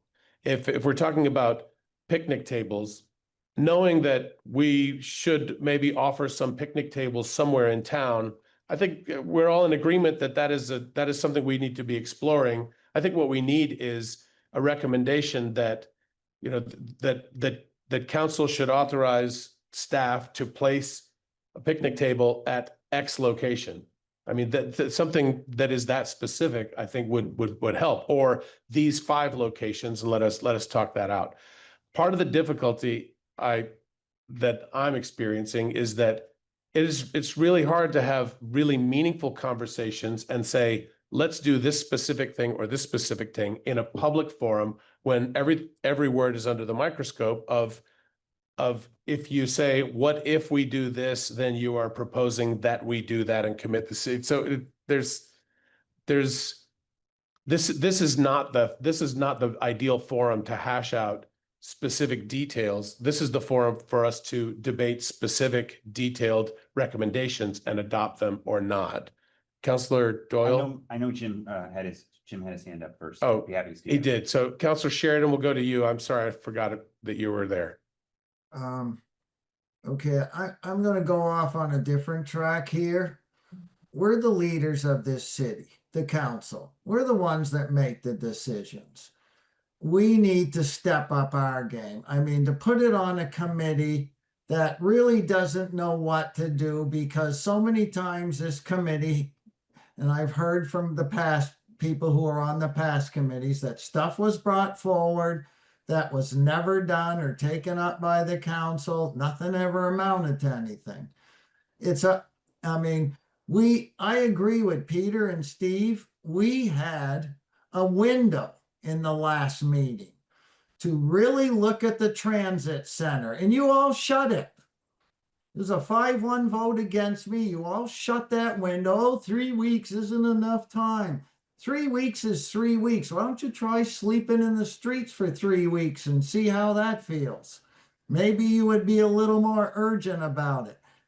That transit center is owned by us. We were handing it off to somebody who had no say on anything because they were a totally different organization. We could have done something in that time about talking about it or saying, we're going to give you permission, but you've got to talk to us about renegotiation and maybe a use of it. We let the ball drop. So we need to stop looking to the committee and start looking to ourselves and say, we're the counselors, we're the ones elected to make decisions. Let's make some decisions. But no, we just keep kicking everything down the road, and now it's kicked down the road to December. So the whole summer is gone, like I said. So really, we need to either say to ourselves, are we going to do something about this or not? And if we're not, let's tell the homeless committee to stop wasting their time. And the rest of us who sit on it to stop wasting our time, because nothing happens, and it has to happen more from the council. That's all I got to say. Counselor Doyle, would you like to say something? Yeah, no, I think we do need clarity on the process, right? Like, I mean, I don't think there's a detailed enough proposal for us to respond to. I'd love to hear from the city manager about what you see as the relationship between the committee, the staff, the council, in terms of surfacing actionable strategies that have been proposed, and like where they come to us for consideration. So we were operating I'm operating under the prior conversations that we had that the homelessness committee would be part of their charge and staff would support the development of those recommendations to you. I think we're happy to take on more of that where we're cultivating it. Maybe they respond to it, or maybe you all set the criteria that you want them to respond to. But I think that's where we're at with this. Okay, so have we been working under the assumption then that the homelessness committee is going to bring us a formal proposal that we could respond to? And we don't have that in front of us right now.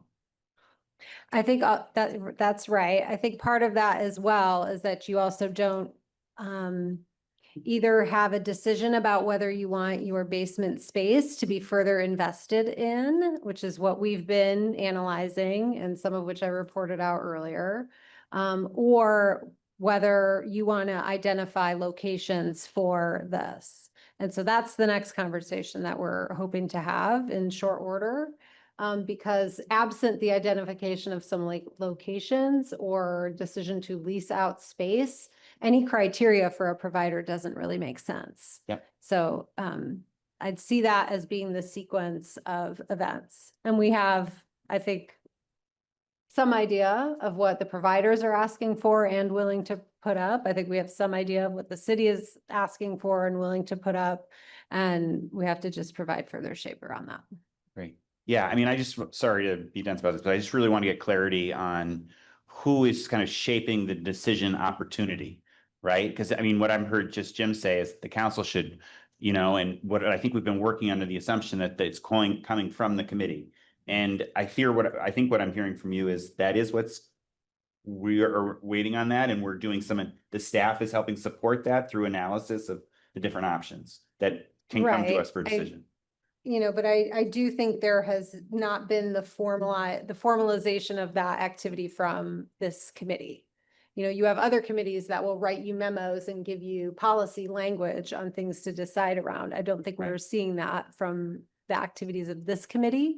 And so, the opportunity is either tell them that's what you want and expect them to do it, or staff will do it and we will vet it that way. Thank you. Councilor Brown. Yeah, I think we have been really clear in our charge to the homelessness committee. And I think we have told them we would like them to give us specific recommendations. We've indicated the nature of the recommendations that we would like. And I also agree with Jim that it's ultimately our job to do this. And so if we're waiting for the homelessness committee to tell us something or do something, that's a mistake. I don't want us to do that. There are a few things that seems like we're sort of waiting on. The picnic table question, there's really no reason why we have had to wait this long and have so many discussions that weren't even really discussions about where to put a couple of picnic tables. I don't think that's a council decision, where to put a picnic table or where to put a bench. I mean, it's not a council decision. Now, if we're talking about an encampment area where we're saying here, we're going to put a picnic table here, and we're going to put trash here, and we're going to put a porta potty here, and we're going to tell people it's okay to camp there, yes, then that comes back to the council. That's our decision. But I think you put a picnic table wherever you want. And if the homelessness committee doesn't have specific ideas for where to put it, I know that Matt has specific ideas for where to put picnic tables because he has shared that with the committee. So the staff could certainly do that. Then the question about we have been told, the committee was told that a proposal was brought to the city manager for managing encampment sites. And my understanding is that didn't come in writing. We didn't see it in writing. I don't know if I'm right or wrong about that. The homelessness committee in my memory, at the meeting I was at, and I haven't been able to make every meeting, I believe that that committee voted, or at least came very close to voting. It might not have had a quorum, but what they were wanting to say was, tell city council to take this up and look at it and do something, respond to it in some way. So I think we're trying to do that, but that's why I keep coming back to this urgency is, that's what the homelessness committee has asked us to do, is to take this proposal seriously. And so we need to do that. And I don't think there's anything else that we need to wait on from the committee. Sorry, Yeah. I didn't mean to interrupt, but like, I haven't seen a proposal. I haven't seen a proposal either. So that's a question for Kelly. I guess that's a question for you to clarify. How, have you actually gotten a proposal, or do you need more from whoever gave you that idea? I had a meeting and a conversation of which I have notes from, but I don't have a proposal. So to we provide could, to you all. we could ask for a proposal. I think that the next steps for us are the ones we're planning to take, which is to clarify what questions we have, get answers to those questions, and then from there, if we had a proposal, we could work it out. I mean, I think that there is willingness on the part of this group that has come up with these ideas to, just because they haven't written something down and, stamped the proposal on top of it, I think they have a plan, they have an idea, they would like to be able to work with the city to make it happen. So I think we can do that. I don't think we need anything from the homelessness committee to do that. And I just would urge us to move as quickly as we can to be responsive. Counselor Gill. Yeah. Oh, sorry, Ms. Curry, do you want to respond? Yeah, I would. I mean, I just would, I definitely can write up what I heard from the proposal from Montpelier Cold about their willingness to manage a camp, an encampment area. Again, I think there's other questions that you all need to resolve, and I think you may have other criteria that you might want to consider imposing on such a agreement with them. Relative to sort of decisions about, placing picnic benches and like extra porta potties and trash service, some of that stuff I think is easily absorbed. I think absent a more comprehensive direction about how you want to spend your $40,000 in this bucket, I'm hesitant to do some of those things because that will dwindle those. So I don't actually feel like I should just go ahead and spend those money and do those things. If they're, if we have stuff laying around we can use, we'll do it. But, absent, I think, some clarity from council of, well, we want to identify locations so we know what we're resourcing, or, there's been some dialogue of, oh, we know there's a camp serving one individual, like, let's stick a porta potty over there. Absent some of that clearer direction, that fund will dwindle. I'm happy to do that, but I don't feel like that has been clarified to this point. Counselor Gill? Yeah.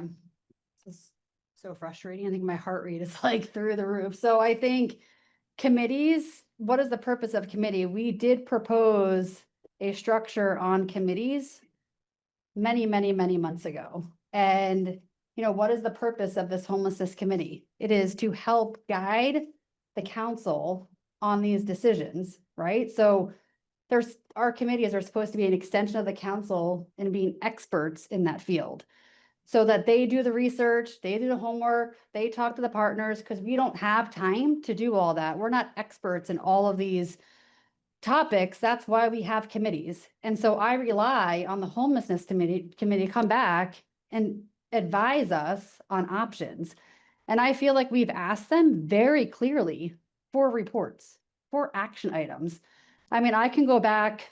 I mean, do I really want to do this? To go back and look at all the times we've asked?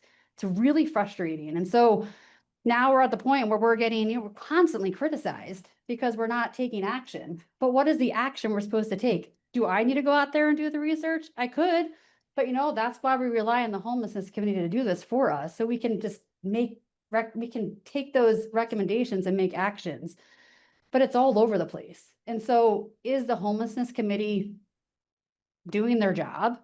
No.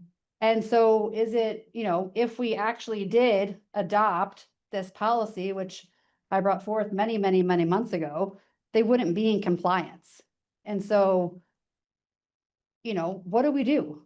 I mean, do we just say, retire the homelessness committee and just rely on staff to make these recommendations to us so that we can make data-informed educated decisions rather than just, making decisions on the fly without having a risk-benefit analysis? Like, what are we doing? Like, it's really frustrating. I hear all that. Thank you. Counselor Alfano.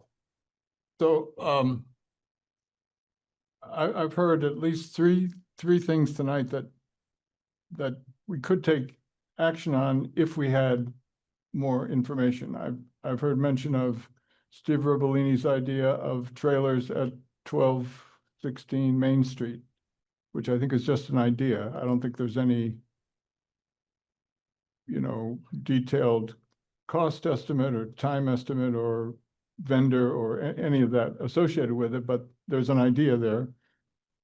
There's the idea of using the transit center in some capacity, perhaps adding a shower, which I think is easy. It's the monitoring and how it all would work and getting the agreement of the transit folks. And then the third is renovating City Hall versus some other space, or perhaps renovating City Hall in a way that would still be useful in the future renovation of City Hall. Anyway, the point is those three are just ideas, but if we had comparative information, I don't think we can do them all, but we can do something. But I think we need more information to be able to compare them to make a reasonable decision. And I don't know who does that, who that works, some combination of the committee and staff, I would assume. Counselor Brown. Yeah, thank you for enumerating those. Sal, I would add a fourth one to that list, which is the idea of identifying areas that people can camp in. So I think that's a pretty specific idea that people have put a lot of thought into already. And so And a provider to go on with that. yeah, exactly, not the city providing that service, but. And as for the question of how we do that, I mean, we cannot say the homelessness committee isn't giving us the recommendations we want or giving us information we want, therefore we can't do anything. Right. That's not all right. So if we're not getting what we want from the homelessness committee, even though we've asked them, even though we think we've been very specific and we're not getting it, then we have to move forward with staff. And, maybe there is a smaller group of counselors that can work on this or have conversations, individual conversations with service providers, with the outreach workers, with people who have that lived experience and can advise us, because I agree, we need that expert advice. Scurry. I would propose that I will draft something that looks like an RFP or an MOU, draft MOU that proposes criteria for what we would provide at an encampment location, what we would expect a provider to deliver as a partner in that encampment location. And in that interim, you will have heard the advice relative to whether you should do that or not, and then have criteria to respond to. It will be part of the packet. It will have public comment. The members of the homelessness committee can respond to it as at that time. If there is an intervening opportunity for the committee to see it ahead of time, I don't know the meeting schedule for all of that, but that is possible as well. I will say, again, I think with your limited funds, you should hone in on one thing, because I think you're gonna want to save some money for winter, whatever happens in the winter. And whatever rendition of this conversation comes back around in the winter. That there just will not be enough to, put porta potties places, clean up encampments, install showers, run, trash pickups, all those sorts of things. I think we can just really get to where you all feel most prioritized and do that. Counselor Doyle. Yeah, I also just want to say, like, I think I appreciate all of this and the fact that I think we're honing in on clarity about how we're gonna get to a place where we can make decisions. I also just want to be really cognizant where we are as a city on our staffing levels of like not having an assistant city manager and like, if we're gonna pull it back from a committee and be like, let's have staff do it. I just think we got to be really cognizant of our capacity to do things, right? And, I think we're all committed to wanting to help in whatever way we can to alleviate the situation and recognizing that this is a federal issue, a state issue. There's a lot of responsibility to go around and we can't take on all of it. I'd also just like to say to Ms. Little and Mr. Hughes and everybody who's on the committee, I know this is a little hard to hear. I don't want you to misconstrue this as council dumping on you for not doing something. I think that there is a lot, what I'm hearing from all the parties is that there's a lack of clarity. We've got there's the committee, there's the council and there's staff, and everyone is waiting on someone else to say, this is what you should do. Give me a thumbs up or a thumbs down. And so I appreciate the work that you're doing, and please don't misconstrue this conversation to be a lack of appreciation for your work. Having said that, I think that if we are going to take things back to committee, I would like to ask Councilor Sheridan and Brown and Mr. Jelasik, who is the staff person on there, to help make sure that whatever is discussed in that committee gets somehow synthesized and reported back to council in some sort of actionable form, preferably written, I would say, so that we can say, oh, we're going to vote on putting a picnic table at X location. That's something that we can action on.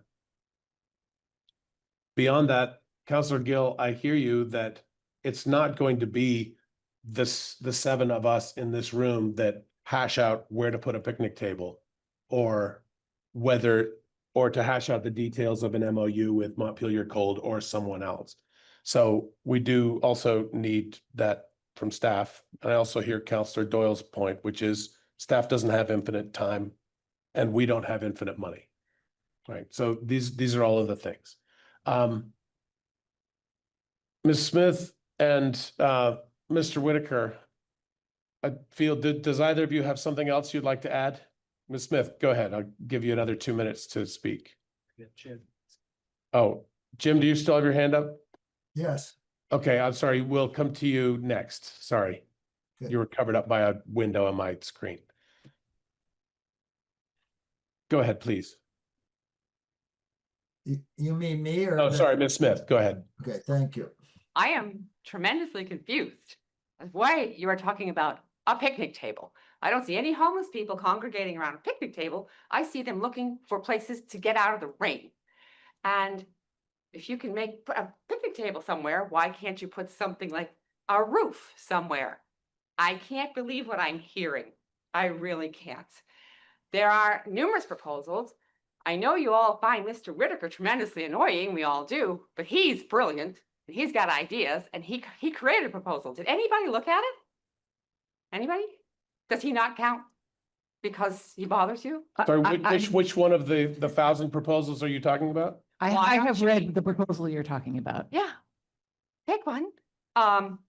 Get these people out of the wind and the rain. Mr. I Know 17, Steve, Cat Stevens songs. I mean, we assume that your heart is in the right place with all that wonderful music you play. Is it? That's what we've been wondering. Thank you. All Can right, I, thanks. can I just clarify how we got here? There was a special meeting on April 29th where a number of, a large number of items were considered for council for the dimensions of action that they have authority and resources to take. And, from that discussion with citizen and provider input and the homelessness committee input, that is how picnic tables as a identification of a location where people might be able to spend time during the day grew out of as a action item on this list tonight. Mr. Anderson, and then Mr. Whitaker will come to you. Go ahead, Steve. Is Jim still waiting? Because Oh, I'm sorry. Yes, Gotta hold on wait. a second, Steve. Jim, go ahead. Okay, I want to answer something to Adrian. First of all, we have almost never had a quorum, so we can't vote on anything. We can't move anything forward. We just had a member resign. We have a new member that's only showed up for one meeting. We are always with 3 people. There's more staff there quite often with me, Carrie, and Matt than there is people on the committee. So for the council to keep saying, well, the committee isn't bringing us anything, we're not going to bring you anything if it stays like this. That's why I'm saying, let's take it up a level to us. Let's start realizing that we may not be able to get a quorum. We may not be able to vote anything to move forward to you unless you want to do things that, I don't know, if 2 people mention it, we move it forward to you, but we never, almost never have a quorum. And so we just spin our wheels. And that's why I'm saying I'd like to take some things up to the council and say, let's pick one and push forward on it. I mean, personally, I think we should push forward on the transit center myself. I mean, I think that the picnic tables is a distraction. Yes, it would be nice, but it's really not going to solve anything. It's not going to give anybody a place to sleep. It's not going to give anybody a place where they can camp without being bothered. I'm going to tell you what the lawyer told you. He already answered the question I asked, and it said everything. Anything we do on this matter is liable. It doesn't matter. We can talk to the lawyers for 3 meetings straight. Everything we do is going to be liable. So we either got to decide, do we want to be safe and not do anything, or do we want to pick something and go forward and take our chances? But right now, we're going to be in July very quickly. Before you know it, we're going to be in September. We all know how fast summer goes. So we gotta pick something, and we gotta work on it. And we may not be able to wait for the homeless committee because we just can't get a quorum. And I think we have to kind of move things ahead ourselves. Thank you. Thank you, Councilor Sheridan. All right, Mr. Whitaker, go ahead. Steve Whitaker again. I can try to synthesize what Beth Ann brought to the homeless committee that didn't have a quorum at the time was pick 2 or 3 sites, and Matt Jelassic spoke about. Sorry, I know I'm interrupting you. Just give me 1 second. I think that the manager has notes about that thing and is going to bring those to us. If you would like to use your time to comment on something else, I think what you're about to say may be covered very well by her effort. Thanks But for that go ahead. clarification. I think it's for the benefit of the greater council that there are strong proposals about hygiene is inseparable from safe camping. And many of these people do not get along because they've been left outside so long. You cannot generalize that 1 or 2 sites is going to be enough. Beth Ann proposed 3 sites: Home Farm, Dog River, and Peace Park. Peace Park may be too close to the bike path, except all for the most well-behaved. But the model is where a management organization rewards the well-behaved with the choicer sites and has the discretion to say that's the only site available to you because of your behaviors. And then if you demonstrate, but it's a ladder of opportunity, but it's inextricable to the hygiene issue. If you don't have, you can't live outside with a porta potty. You've got to have hygiene, hot and cold running water to keep yourself from getting diseased. So if those couple of core elements sink in, you'll understand that Beth Ann is just reticent to offer a real solution because she thinks that the way McGrath talked, that you don't get any result or it's impossible financially. There's a lot of things that are impossible financially until you resolve to do them. And this one has been kicked around too long, and the hundreds of thousands that we had set aside in ARPA money for homeless services got reallocated. So there is a plan that reintegrates these folks into workforce and job training. They can help clean up the brownfield. They can help fix the sidewalks. They can learn skills. Okay, So, thank you very much. Mr. Anderson, do you want to speak? And then Mr. Kelman, and then we're going to close public comment.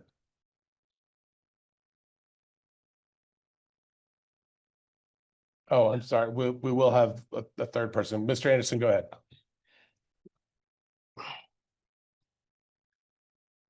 People want to feel like they're contributing to society. Everyone does. My peers, are capable of doing some things that the city just doesn't have the staff for. In other locations, there are places where people have red jumpsuits on and they may tend to the trash or what have you. I'm always focused on the flood. And so, there are opportunities to incentivize maybe cleaning certain areas. $900 is a lot of money. I could do it for $5. Spending taxpayer money is a concern for me. So I just ask that you possibly think about bringing me into the fold of the opportunities to alleviate a lot of the issues that have occurred and have been occurring for quite some time. I can tell you that some of the services make me feel, they're doing a great job. Not everyone is struggling because of addiction. With the onslaught of technology, there's going to be a lot of other people who are going to be needing services that should not be looked upon as a problem. And so that perfect practice makes perfect. And I feel like we need to start practicing perfectly. Thank you, Mr. Anderson. Mr. Kelman, and then we'll have what is your name in the back of the room?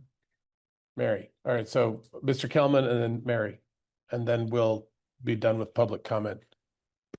I sent you guys an email back in May, and I just want to reiterate, waiting for, and Jim has explained this, but waiting for the homelessness committee to make concrete recommendations with details like you're asking for, Mark, that is not reasonable. It's not going to happen.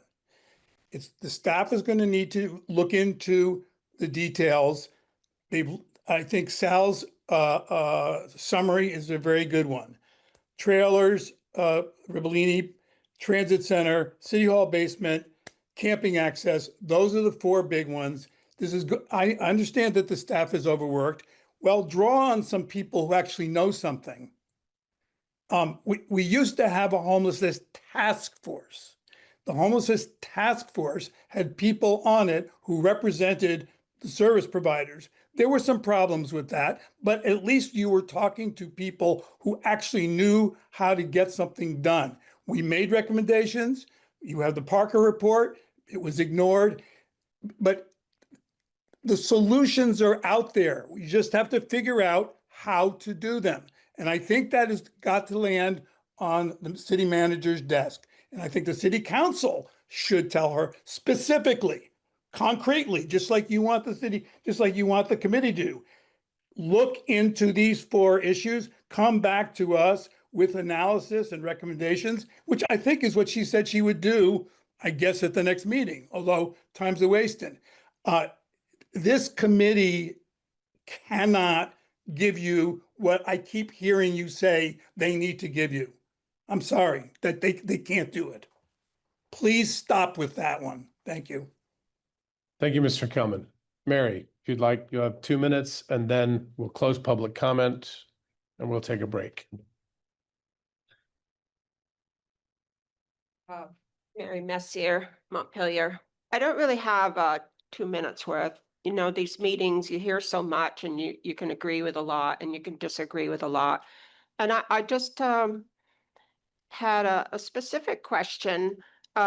Kelly has mentioned that she's going to do some written things to ask some questions. Was that of the homeless committee? I kind of didn't know what you're referencing. And also, I just wanted to know that. And if there is something you're going to be sending out to people, I'd like to just know when that would be and who it goes to. Would you like me to respond? You may respond. Yeah, I realize I've included some governmental speak and acronyms Sorry. in there. Oh, I have a hearing problem, so maybe I have to go back there to hear. Okay, I'll talk louder. So what I committed to doing is writing either a draft request for proposals or memorandum of understanding. Sending that to. I'm just putting it in the packet to council. Oh. And if the homelessness committee wants to respond to it and provide input, it's open, it would be published for all the public to respond to as well. But at this point, what I'm hearing is that the step, like taking the step to solicit the involvement from the committee has not been effective. And so the opportunity for any individual members of that committee to respond will be available, but we're not going to take that intermediary step. It will go into for council consideration to edit and adopt or not adopt. And anyone can comment on that. So this is something you're writing up and will be sending out to people very soon, or you know, the council meets every 2 weeks. So we publish our packet generally the Fridays before a council meeting, and anyone can access it. Okay, thank you. Yeah. I haven't been coming to council meetings for a long time, so I wasn't really sure. And just wanted to know that specific thing. The other thing I can say is I do think that it sounds like it's always sounded like the transit center could be utilized. I do think the other company is taking over some of the bus infrastructure routes. I forget what the name of the new Tri-Valley is. Tri-Valley. And, you know, I don't know how that plays into it, but I do think there was some good suggestions about some things that are doable during this meeting tonight. Okay. So. Thank you, Mary. It does get very confusing though, and I think that really got to concentrate on clarity and sometimes maybe having to, you know, be as specific as we all can be, not pointing to any person or any committee, but sometimes the things get lost here. Thank you, Mary. You're not wrong about that. Question to council, and first question to you, Manager Curry. Do you feel like you have a clear list of what you'll bring to us? And At this point, I think I'm working on one thing. Well, 2 things: convening you all with your attorneys and writing this draft MOU that would, you know, a service provider could respond to. I think that some of the other things that are on this ongoing list are happening, you know, relative to the convening of partners, the additional, you know, stakeholder types of work, all of those things, those will be ongoing. Again, language for the encampment policy, I think, is something we have to consider and will need to be addressed should you want to move forward with that whole policy will have to be revised in relation to what you decide.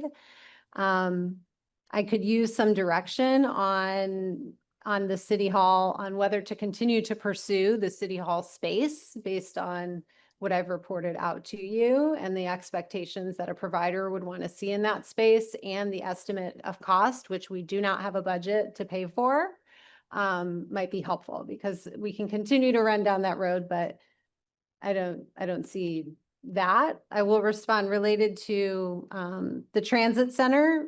I acknowledge the dialogue that I missed at the last meeting, we have the opportunity to renegotiate that lease this year. I do think the uses at the transit center is going to merit a larger public conversation because there are competing demands on how the public may want to see the transit center use. And so it would, I think, not be good governance on your part to not more thoroughly consider options at that space and solicit public input on other potential uses for that space. Should the grant under which we have a grant agreements we need to comply with allow for that. Thank you. Yeah. Councillor Gill. Just a couple of comments. So for the transit center, I approved that based on I know you missed that meeting, but what we talked about was please correct me if I'm wrong, but it was to change over to the Tri-Valley. Tri-Valley Transit. Tri-Valley Transit. But the lease expires in December.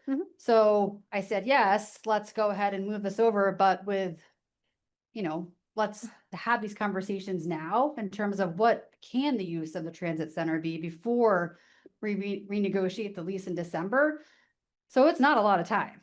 So I think between July and December, we should have public engagement and conversations around what does that look like? Because it is a city-owned asset and how do we want to use it? So it is a very limited time to have those conversations. So I think that is one thing that, I'm very interested in learning about before we go into renegotiation of that lease in December. The other thing for the basement city hall, I don't think it's smart for us to invest in refurbishing that place if it's going to be I don't know how much you said. $120,000. $120,000 if it's just going to be torn down and redone. That's kind of silly. And we don't have $120,000. So I think from my perspective, that's something that we should not be looking at because we're going to be redoing it anyway. And let's think of other strategies for, let's be proactive in looking at winter shelters, cooling shelters, daytime shelters, whatever that location looks like. I would look to staff and the experts to share with us where that may be. And then I don't know if this was on your list, but the camping locations, that's also on the list. So, and I don't know what the trailer Rubellini is.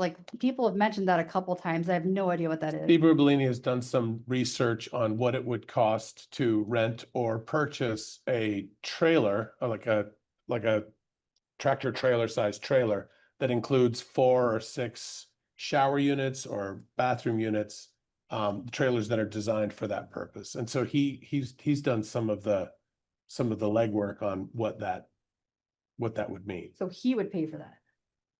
I don't think that was what he said. I think we just have to be clear, the city can't pay for everything, right? As we said, we have a budget and we're not going to solve this crisis. The city is not going to be one and all of everything. So I think with these, items on here, I would love to have the city come back with, a report of some kind, said, here's all your options. This is how much it's going to cost. Here's the here's the benefit of doing this. Here's the risk of not doing this, and have data to help us make an informed decision on our limited budget that we have.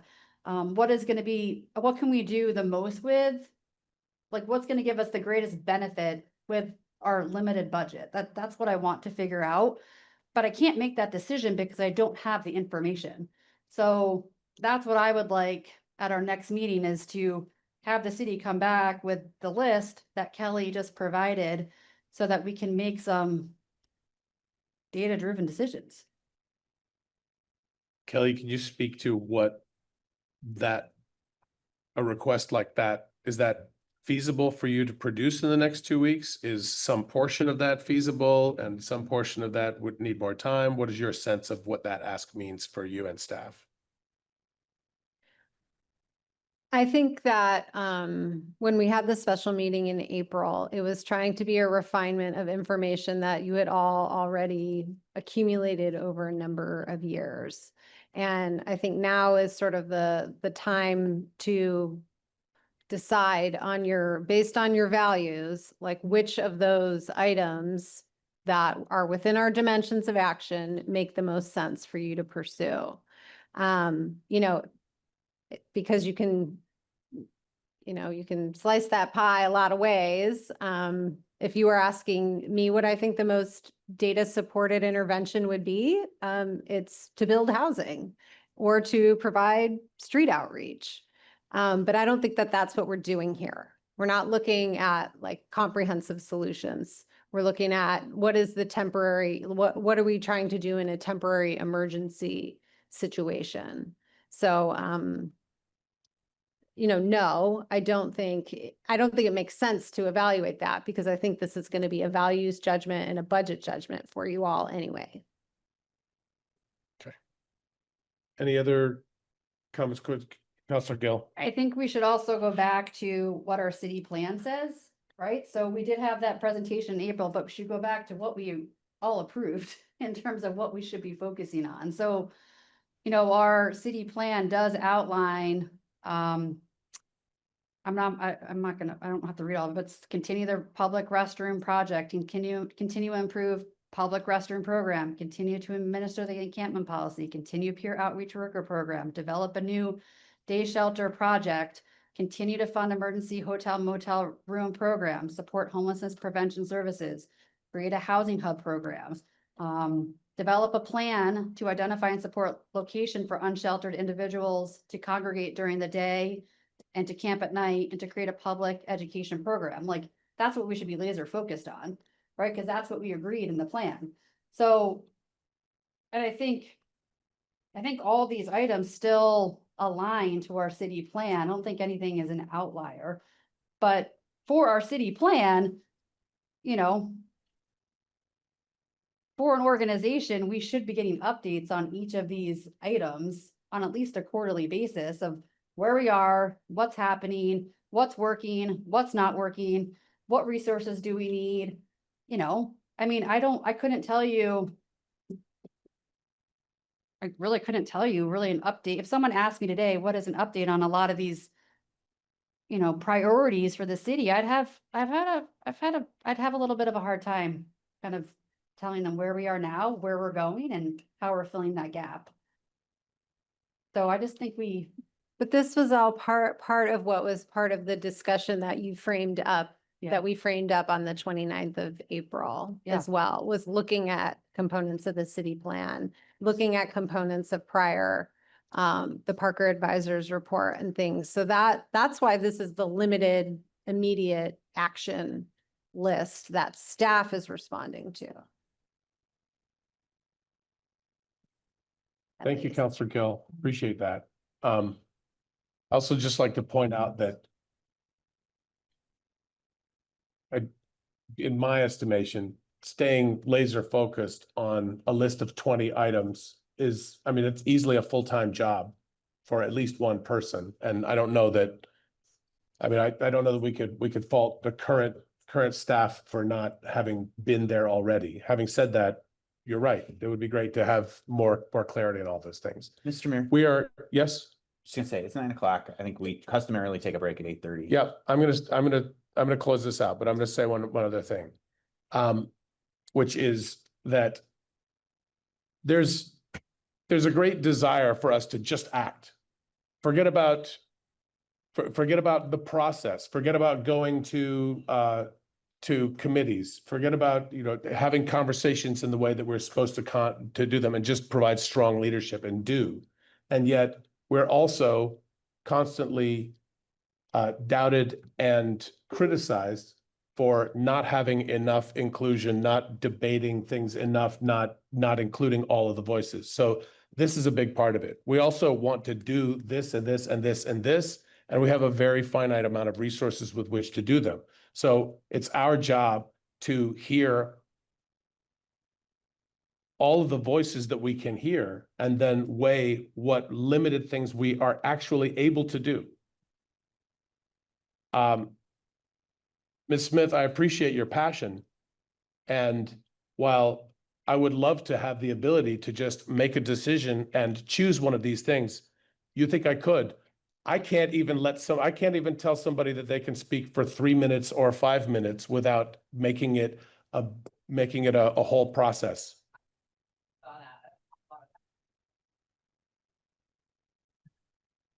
We're in recess. Thank you. It's Wednesday, June 24th at 9:17. We're going to come back to order. We're moving on to item number 9, which is the White and Burke contract amendment. I want to recognize that we have 2 applicants for the CVRPC appointment who are here in the room, and we're very grateful for your patience. We also have, where did she go? Yeah, Ms. Clark is here as well. Does anyone have an opinion of whether we keep these items like they are or if we swap them? I think we should go with the committee one, sorry, Okay, because it's a very. does that need to be short- done in a motion and a vote? To swap, Yeah. swap items? Okay, will you make that motion, please? And Ms. Clark, thank you very much for your patience and we're gonna, go ahead. I make a motion to switch the places of these 2 agenda items and. Is Great. it? Is there a second? Second. Any discussion or debate on the topic? All in favor of swapping these 2 agenda items, say aye. Aye. Right? Any opposed? Any abstained? Ms. Clark, thank you for being so patient. We're going to move first to item number 10, the CVRPC and TAC appointments. Manager Curry, do you want to tee this up for us? Thank you. So you all have authority to appoint representatives to the Central Vermont Regional Planning Commission and the Central Vermont Regional Planning Commission's Transportation Advisory Committee. You have authority to appoint a regular and an alternate to both committees. We met earlier this year to discuss these appointments, and your current appointments expire July 1st, and so you all created an application form in order to solicit applicants for this, which has been live for 6 weeks, I believe, and recruiting applicants to apply. And now we've closed that application as of Monday. We did promote this across our website, across communication channels, in our managers weekly. We reached out to Complete Streets Committee relative to this. And so you have several appointments to consider for the CVRPC appointment. We did not receive any applications for the Transportation Advisory Committee, so we can keep that application open until we receive applicants to that, or you can request any of the other applicants if they wish to serve in that capacity. Or you can ask us to come back with, a staff recommendation for this appointment as well. So that's where we're at. And you created some criteria requesting that there is some planning experience, some knowledge of, Central Vermont planning items. And I will leave it at that. Thank you. Great, thank you very much. Counselor Gill. One question and then I'll recuse myself, but are there 3 or 4 applicants? Let's see. There are 4, including Mike Miller. Okay, so I think Aaron wasn't on the cover sheet. Yeah, there are 3 on. Right, I think his application came in over the weekend when we left them open, and this was published on Friday. So my apologies for that. Okay. His application information is included in the spreadsheet that was sent along with everyone else. Counselor Alfano? I'm just wondering, was that in the packet? The spreadsheet, the application, No. actually The application. spreadsheet was sent along separately. So the council are the only ones who received that? Yes. And I'm happy to put that up now, if you wish, and read the names of the applicants, which are our planning director, Mike Miller, Justin Dreschler, Anthony Arapino, and Aaron Kasicki. Great. And then Counselor Gill, you had one more So, item. recuse myself from this process. My brother-in-law, Anthony Arapino, is one of the applicants. So just to avoid any actual or perceived conflict of interest, I'll recuse myself from the discussion and I won't be voting on this appointment. Thank you. We'll hold public comment in just a moment. First, are there any clarifying questions from anyone on council? There are not. Yes, go ahead, Counselor Cohn. Thank you for applying for this position. Can we ask applicants if they consider being alternate or they really want to be primary? I think that as the applicants come forward and They can- make a they can statement, say that. we can ask them whatever we'd like to ask. Thank you. So with that in mind, hang on one second.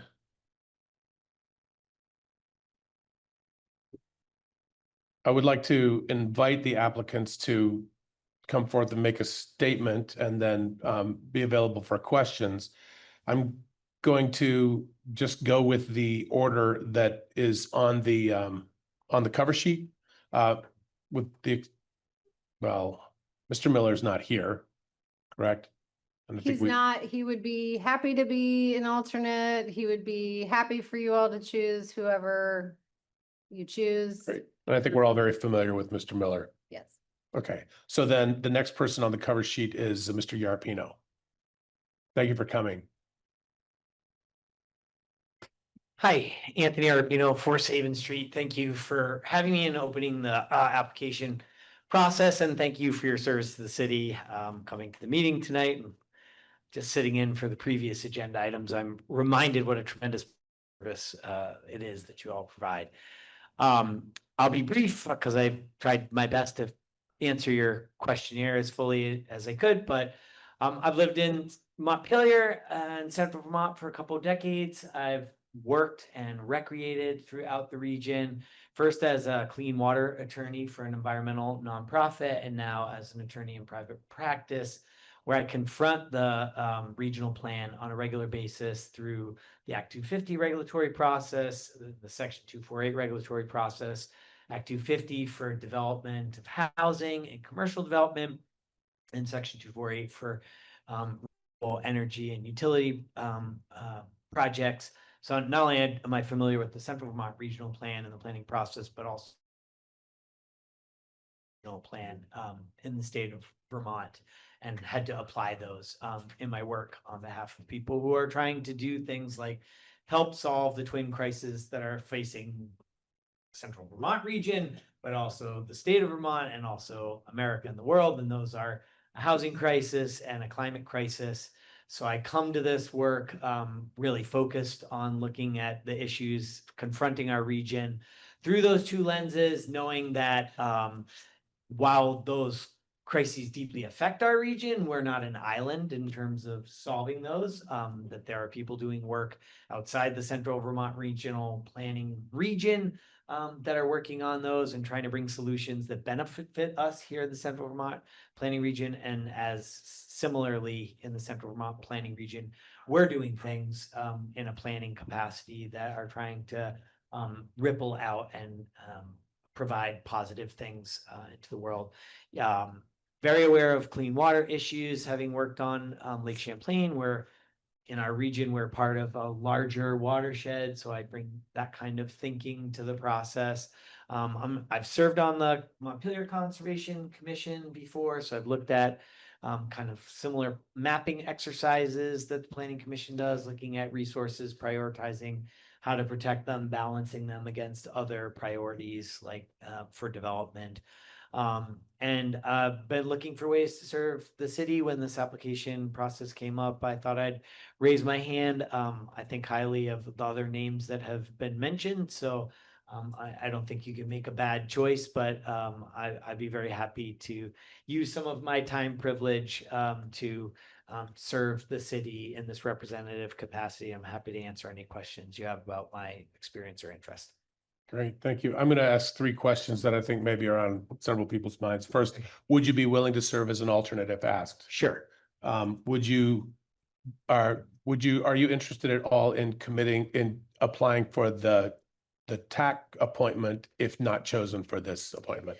That's a little more specialized area than I'm feel comfortable and qualified to do and interested, frankly. There's no right or wrong answer. And then I think all of our applicants are attorneys. And so looking at your book of clients, do you feel that the folks that you represent would cause you to recuse yourself often for conflict of interest? I don't think so, because I don't think there would ever be an actual conflict of interest. I'd be very comfortable disclosing, who I represent and how their interests might be affected. But there's very rarely a straight line between one client's interest and the regional plan. It is a high-level document, and it is true that the regional plan is considered in the context of individual projects, but I don't think it rises to the level of an actual conflict. I mean, we've had Mike Miller on as our representative, and his work as a city official has been considered and passed upon by the Regional Planning Commission. So I don't think there's any more of a conflict being someone representing folks from the private sector and trying to infuse that perspective into the Regional Planning Commission's work, as there would be if you had someone from the public sector whose work product is looked at, passed upon, and judged by the Planning Commission. But I think for the sake of transparency, I would be very clear about representing people who are trying to do housing development in the city of Montpelier and in other communities in the Central Vermont Regional Planning region, as well as renewable energy development. But as I said, like most of the time, what's being done at the planning level for regional planning is regional in nature. And most of the time, what I'm doing for development for an individual client is very site specific. So there is an intersection, but it's, as one of several commissioners, I would not feel that it would be necessary or appropriate for me to recuse. I would feel it would be appropriate for me to disclose and to let other commissioners, of whom I would be just one vote, take whatever I say in the discussion into with a grain of salt based on what I disclose in terms of the private interests that I represent that, have a stake in how we plan for our future in this region. Great, thank you. Other counselors? I have a question just about, I'd love to hear more about your thinking about the relationship. I mean, you have excellent expertise and understanding of planning issues. I'm wondering though, like the degree, the kind of line of accountability of council setting direction, right? And how you see the relationship between the council setting the direction, planning commission setting the direction, and then your role as the representative on the regional planning commission. Do you know what I mean? Like whose point of view are you representing when you're in that role? Yeah, if you appoint me as a city representative, I'm trying to represent the city, and the city speaks on planning issues through its elected and appointed bodies. So I think it would be a liaison role. I don't have a specific personal agenda for the Regional Planning Commission, other than I live in this region, I work in this region, I love this region. I want to see it thrive. I want to see it do a better job meeting the challenges that it confronts. But the emphasis is on representative. You're there to carry the voice of the city into that regional planning discussion, and the city speaks through its expert and elected bodies. Thank you. Great. Other questions? There's no other questions. With all due respect, I have had other commitments, so I don't mean to be disrespectful. I trust whatever you decide, but I'm gonna go. Thank you so much for Yeah. coming Thank and for being so patient. We really appreciate it. Thank you, Mr. Arpino. All right, we're sticking to this, so we'll go next to Mr. Dreschler and then to Mr. Kasicki last. Mr. Dreschler, are you available? Here you go. Indeed, I am. Hey, everybody. Justin Dreschler. Some of you know me, some of you don't. I've been in Vermont for like the last 10 years with my family, got a couple of young kids in the schools. My wife is in the schools in a volunteer or volunteerish capacity. Yeah, I've been wanting to do something for the city. I've been on a smattering of committees in the past, and I've been happy with the work we've done. I've been really proud of it. And so I figured I wanted to try to give something back to the city again because I've got a little bit of time in my hands. As you all know, I was running for mayor until someone talked me out of it. And so since that project died, I want to take on another. Regarding my experience, I have none in this particular area at all, literally none. In that regard, Anthony is quite a bit more qualified than I am. However, I also don't think it matters at all to have experience on these particular committees.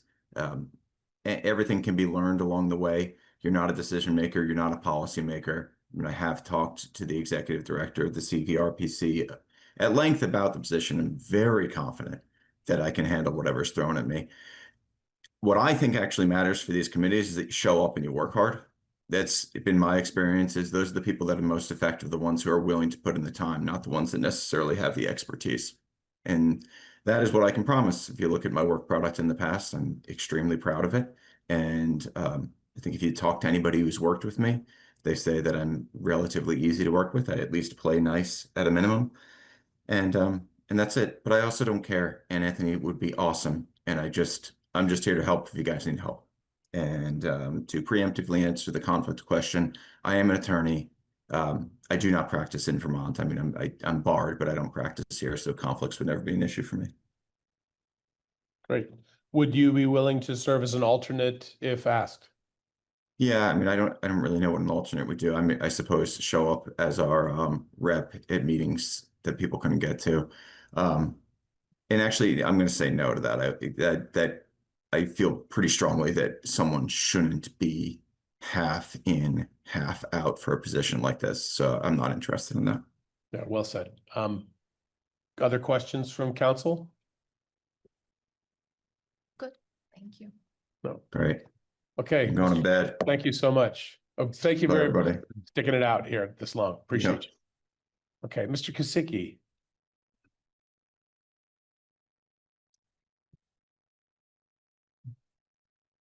Good evening. I'm Aaron Kasicki. Is the microphone on? You got it, Mr. Finn? Okay, Okay. thank you. Mr. Cook, sorry. Go ahead. Hi, Aaron Kasicki. Thanks for having me tonight. I would just say that sort of just by way of background, I'm also an attorney. I'm a public attorney. I've worked for the state for about 15 years in a variety of capacities. As it's noted in my application, I have experience in energy development through my work with the Public Utility Commission, which I currently work with right now. I've also worked with the Department of Public Service. I also have extensive experience in environmental issues across a variety of issues with my work with the Agency of Natural Resources. So that's sort of my professional background. I think my most salient qualification for this position is that I've been on the Planning Commission here in town for the last 8 years. I've been the chair since this past fall. And so I've been, I've taken a laboring oar in developing the city's, the town plan, which was a significant undertaking. It took a long time to do. We're now moving into a wholesale revision of our zoning regulations. So that's just to say that over the past 8 years, I've really tried to take a deep dive into the issues, the planning issues that affect Montpelier. And I think I have a good working knowledge of what those issues are, and I can translate those well in terms of advocating for the city's position at the regional level. I would just say also, I think a big reason why I'm applying for this is because at the regional level, we have two sort of significant issues that are coming up that I think that I would be sort of uniquely qualified to weigh in on. First one is as the town moves towards hopefully obtaining Act 181 Tier 1A status for development, that's going to be a pretty significant undertaking. There's a lot of, it's a very fluid situation that's kind of unrolling as the Land Use Review Board sort of rolls out their process for that. I think it's very important that there's a lot of communication between the regional planning folks, the town, the planning commission, to make sure that everybody's on the same page, that we can get that application in and do it the right way so that we can ensure success on that front, which I think is critical as we move forward for, you know, the city's really the development plans for the city in the next decade and beyond. The other issue is the town, the regional planning commission right now is trying to undertake a revision of their regional plan. Right now they're updating their future land use map that the planning commission was just shown last 2 meetings ago. So that's an undertaking that I'm fairly familiar with, given my experience with developing the town plan. And because I was so intimately familiar with developing the town plan, it allows, I think I have a pretty unique perspective in being able to take the city's priorities as they are articulated in the town plan and make sure those are advocated for at the regional level while they make those revisions to their regional plan. I don't see that there's going to be a lot of necessarily conflict as they develop that plan, but we want to make sure that if there are sort of tension points between where the city wants to be vis-a-vis the regional plan, that we know where those tension points are, we can address them in an effective way. I think I would like to speak to some of the questions that you had before, which is, I have a good working relationship, obviously, with the planning commission, with Mike Miller, who I think has been, you know, he's a real resource for the town. We're very lucky to have him. And so whether or not he continues to serve on the regional planning commission, I think he'll be instrumental in helping whoever the representative is there to really make sure that we have a nuts and bolts working understanding of, you know, how we advocate for those positions. And also, I just say, since I started to chair the planning commission, we've been trying to better engage with other subcommittees and with the city council itself as we move forward in our projects. And to further that, I think I'd like to, if chosen, I would like to make sure that the regional representative has regular contact with city council so that everybody's coordinated, especially with respect to the Tier 1A project. I think that, again, that's very critical. So that's what I would strive to do. So hopefully that's enough for you. If you have any questions, happy. Just to be consistent, if asked to serve as an alternate, would you be willing to do that? Sure. And if not chosen for this, would you have any interest in the TAC? I've thought about this. I don't know enough about the position, frankly, to say yes or no to that. I would consider it if that's where it ended, if that's the request was made, but I wouldn't have an answer for you as I sit here Okay. right now. Thank you. And I think you already answered the conflict of interest part. You work for this, you're an attorney, but you work for the. Yeah, I mean, I will say this is just to be very clear, because part of my job is involved with reviewing Section 248 renewable energy project petitions. That does include a requirement that we review regional plans as part of that review process. With that said, the Utility Commission does have a fairly robust sort of process for ensuring that there's no conflicts of interest. Or, I mean, we're a relatively small group, but we can move cases around. So if there is a potential conflict, but on the front end, you know, there would be a discussion at the PUC to determine whether or not if recusal as the representative in the RPC sending comments to the commission on a particular proposed project, if I could just recuse myself, if that would be enough. If it's not, we could figure out a way. I mean, I will say the risk for a conflict under that is fairly low.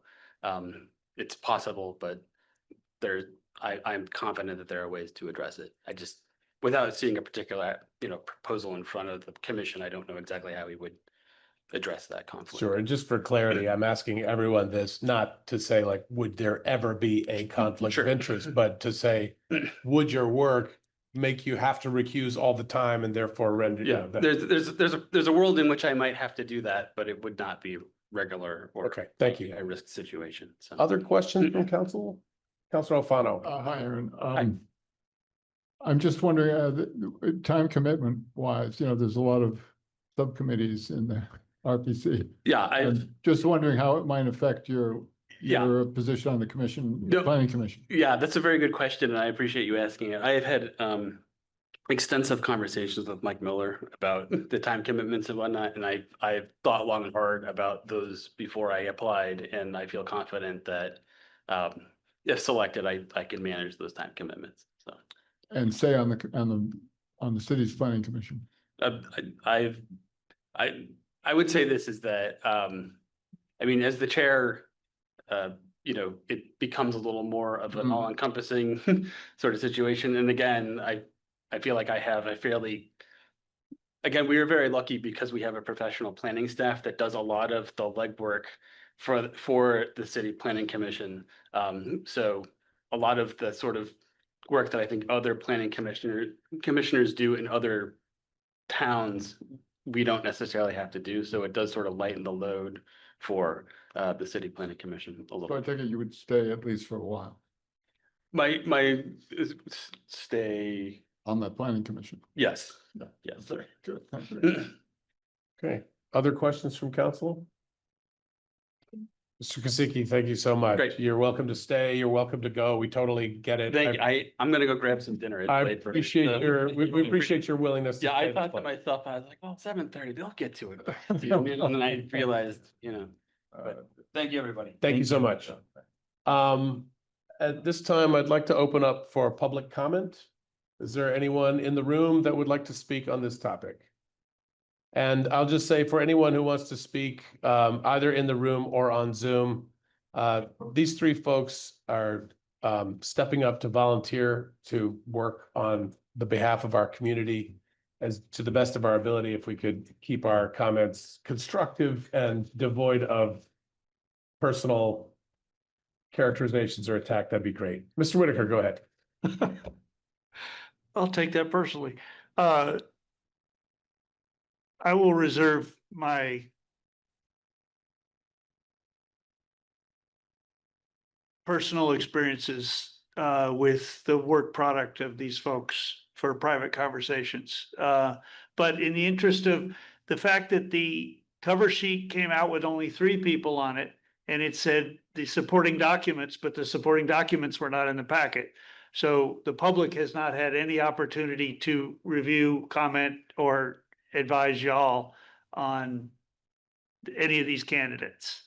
That's a fault of the packet process.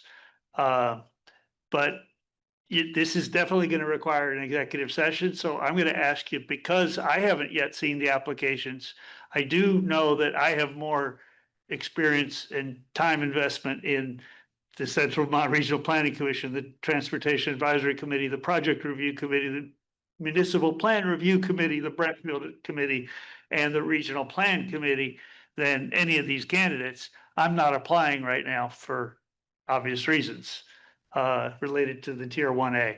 But it's unfair to the public for you not to hear from the public informed by the applications and to have some private conversations with the pros and cons. Probably meant both ways. So I'm going to suggest that you postpone this decision. There's no pending issues at the Regional Planning Commission that are urgent. Mike Miller should not be reappointed in any capacity, and I will present the list of misrepresentations he's made to y'all as well, or to the Land Use Review Board. But in that light, I can save you some time by recommending that you postpone this to your next meeting and your executive session, and try to wrap this up, because it's unfair to the public for you not to have heard from people who've read the applications. Thank you. Is there anyone else in the room that would like to speak on this topic? anyone online that would like to speak to this topic? All right, seeing none, I suppose the next, how we do this? Are there any other clarifying questions from council before we entertain a motion to either go into executive session or to move one of these folks forward and appoint them? Manager Curry? I'm sorry, I lacked some clarity. Was there an interest by board members to go into executive session to No, I'm just, discuss these? I think customarily, I believe we've done that when discussing, if there's multiple candidates for position. Customarily, we've done that. okay, well, Counselor Brown, thank you. I will make a motion to go into executive session unless somebody is, really ready to charge forward with some other motion, which it looks like they're not. And I'll send the wording to you because it's long. So because of the need to evaluate multiple applicants in order to make an appointment to the Central Vermont Regional Planning Commission, I move that we go into executive session to consider the appointment or employment or evaluation of a public officer or employee under the provisions of Title I, Section 313A3 of the Vermont statutes. I'm gonna object based on the lack of the application. We've heard your comment, Mr. Rudiger. Thank you. Is there, yes? I would like to comment on that. The requirement for warning notice is to warn the topic that you will be discussing. You do not have to provide all detail that council might be considering relative to that consideration of any item on the agenda, so long as it has been properly warned, which this meeting and this item has been. Thank you. Is there a second to the motion? A second. Okay, thank you, Councilor Alfano. Is there any discussion on this motion or debate? Okay, then, unless we need to read the whole thing back, all in favor of going into executive session to discuss these three candidates? Councilor Gill, do you have a comment or question? Should we say that I will not be invited into executive session? Yes. I think we Thank need to make that clear. Okay, so with the exception of Councilor Gill, is there Sorry, I'm sorry, I missed it. Are we inviting Manager Curry into executive session? I didn't make the motion. Oh, My yeah, assumption sorry. is yes. So is that a friendly amendment? Yeah, yeah. Okay. Is there anyone else that needs to be invited in before we take a vote on this? Okay, so the motion before us is to go into executive session and invite Manager Curry and exclude Councilor Gill for the purposes of discussing these three candidates.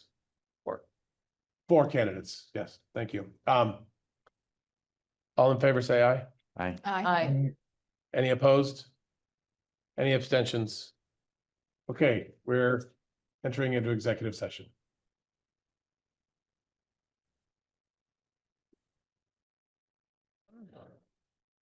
And we are coming, it's 10:01 and we're coming back from executive session.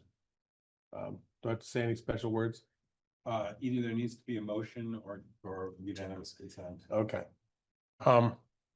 If there's no objection, we're going to return from executive session. Seeing no objection, we're back. We'll now entertain a motion. Was there any further discussion before we do that?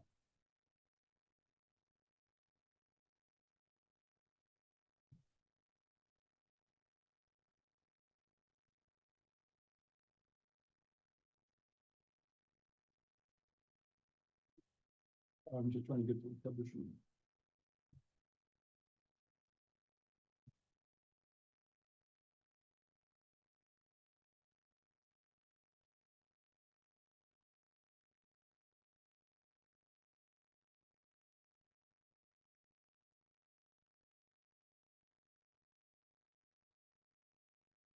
Did we move to come out of executive session?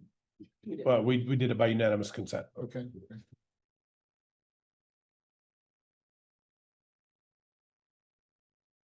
I'll make a motion. Go ahead, please. I will move to to appoint Aaron Kasicki as the city's primary representative to the CVRPC for the one-year term beginning on July 1, 2026.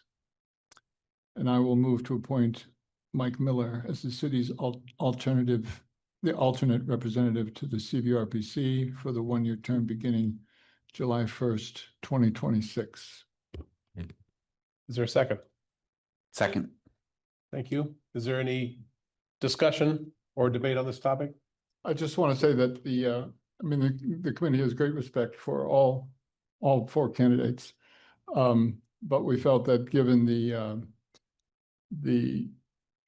gravity of the situation, of the changes that are coming with the Tier 1A and Act 181, that these two candidates have the deepest experience with the planning process and will do the best job representing the interests of the city. Thank you. Well, I guess we're taking public comment. Mr. Whitaker. No, we already took public comment on this. So I'm sorry. We already took public comment on this. We're not going to take any more. But thank you. Now you're in discussion on a different motion.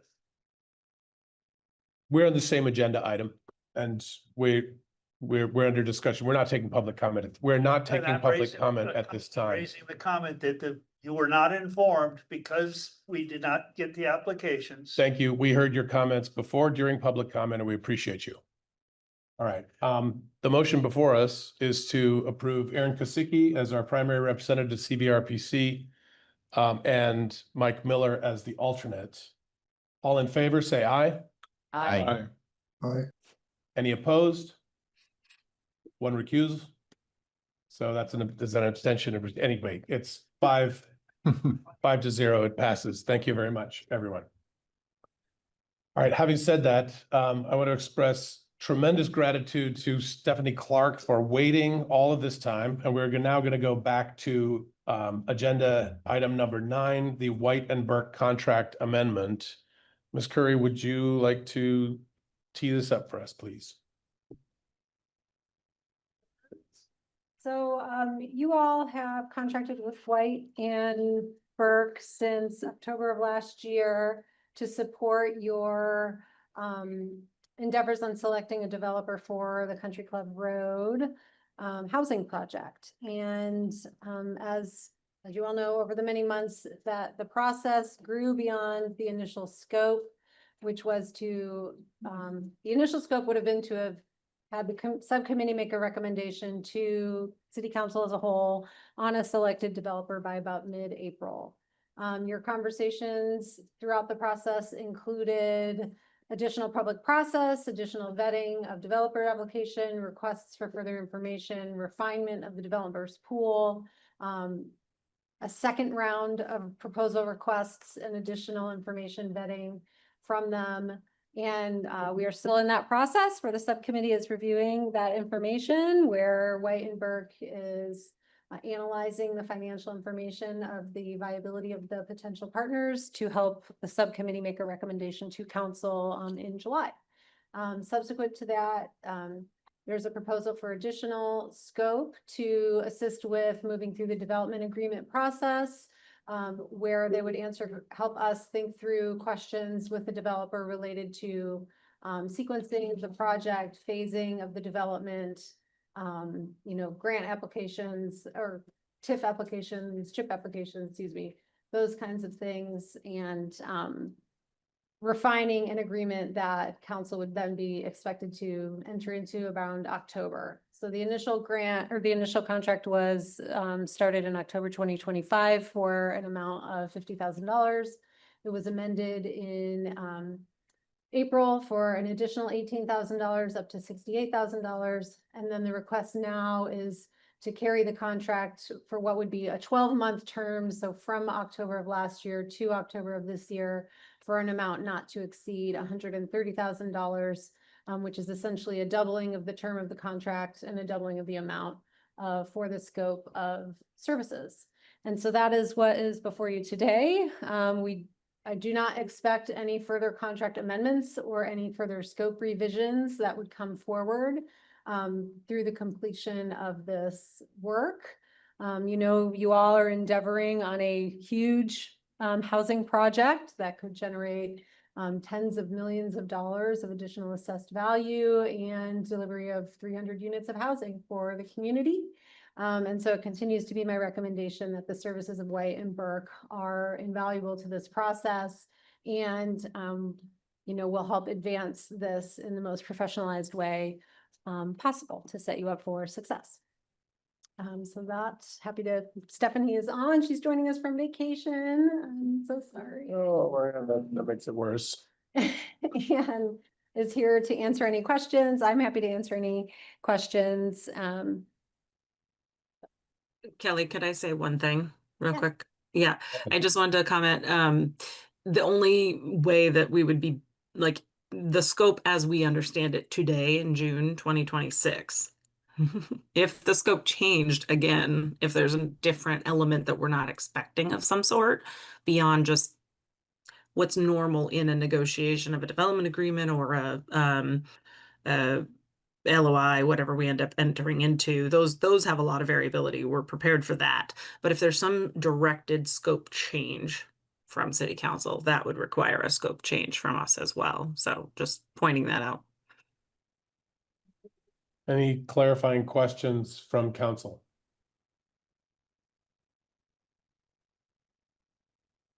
None at all. Okay. Public comment, Mr. Whitaker. Steve Whitaker again. The contract amendment raises White and Burke's authorization from 50,000 last October to 68,000 in April to as much as 130,000 now, while leaving in place the firm's exclusive right to market agreement and a supplemental fee of up to 300,000 tied to growth in the grand list. Each of these steps exceeds the 20,000 competitive bidding. This was a violation of the purchase policy in October, and it was non-compliant with our sole source requirement. In context, White and Burke is still under a 2022 contract for project management, which they have failed to deliver and manage the project, which has resulted in the brownfield going off the rails. And the brownfield is the thing that is going to delay this project by years. The Miller correspondence with Stone Environmental says that the brownfield completion will not be completed until at least 2030. And that information was probably not given to the developers. That was based on the brownfield delineation having started this past spring. The work plan is not yet written, and this council has yet to determine a cleanup standard for all or part. There's two different cleanup standards, one averaged mixed, which will require cap and regulation, the other being a method 3, which would allow for food production. That standard is much more expensive and time consuming to conduct. Without those decisions being made, we are likely in 2031, which means both the Northern Borders Regional Commission 3 million and the 5 million will have lapsed. The 3 million lapses in 2029 from Northern Borders, and the 5 million lapses in 2031. And if we don't have the housing built by 2031 and occupied, we either have to pay back that money. So this project has been grossly mismanaged, and it's all for the profit of the consultant. Thank you for your comment. And y'all need to put a cap on it. The $20,000. Your time has expired. Thank you very much for The your comment. 20,000 lawyer fee. Mr. Whitaker, thank you. We appreciate your comment. And I'm going to tell you, the lawyer fee also was required to be Mr. Whitaker, your time has expired. Thank you. Your time's done. Is there anyone else in the room that would like to speak to this topic? Ms. Curry. I would clarify, we did solicit 3 proposals for the legal services, which you've already approved per our ordinance. Thank you. I'd also like to just say, I feel, as a member of the committee, I felt like we've been extremely well served by Stephanie and Brian. I mean, if this process has gone on longer or changed direction, it's because we've made it do that, right? We've continually gone back for more information, more iterations, more due diligence, more conversation, more consideration. And, they've rolled with the punches you know, and I feel like the proof is in the pudding. You know, we put out the RFP, we got lots of great proposals. We've done the work, we've done the due diligence, and we're continuing that process. And I just feel like, frankly, Mr. Whitaker puts a lot out there.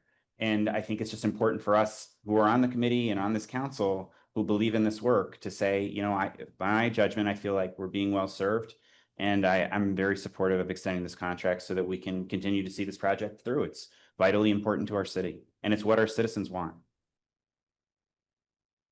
Okay, any other comments from the public online? Be great if there were a motion. I move to approve the amendment to the October 2025 contract with White and Burke to an amount not to exceed $130,000 with an expected completion date of October 2026 and direct the city manager to enter into the amended contract form. Second. All right, we have a motion and a second. Is there any other discussion or debate on the topic? I'd just say that I agree entirely with Ben's evaluation of the situation. We've been extremely well served by White and Burke. And wouldn't have gotten nearly this far in the time we had without their help. Great, thank you for that. Any other comment, discussion, or debate?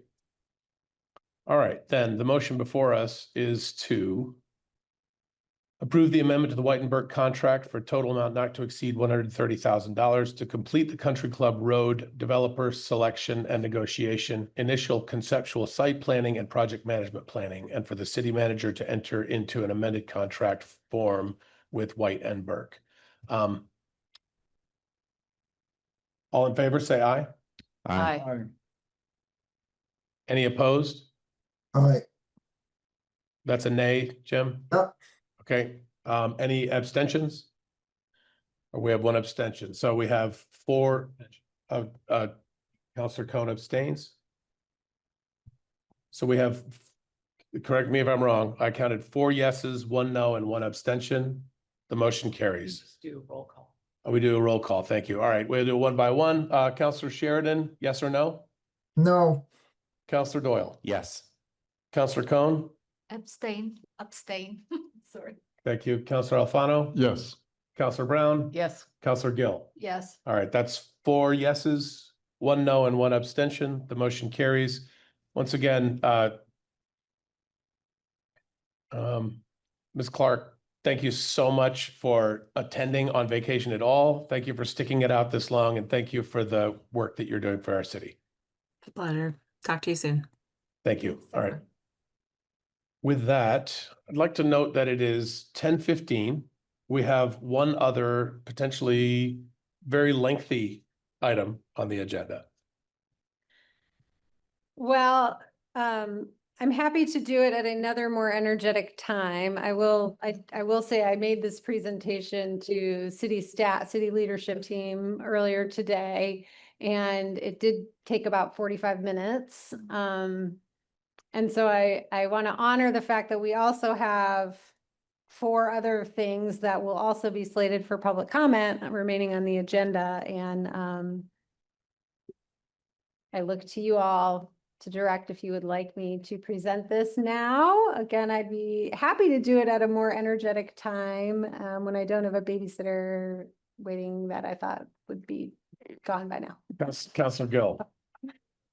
Love to have your presentation to look over and then have it presented at next council meeting. I'd like to look at it. I like to absorb information and then hear you talk about it. I just think I'm not going to be able to pay attention for 45 minutes on like a really important topic at the end of our 4-hour meeting. So I really want to pay attention. I will just foreshadow, happy to share my slide deck.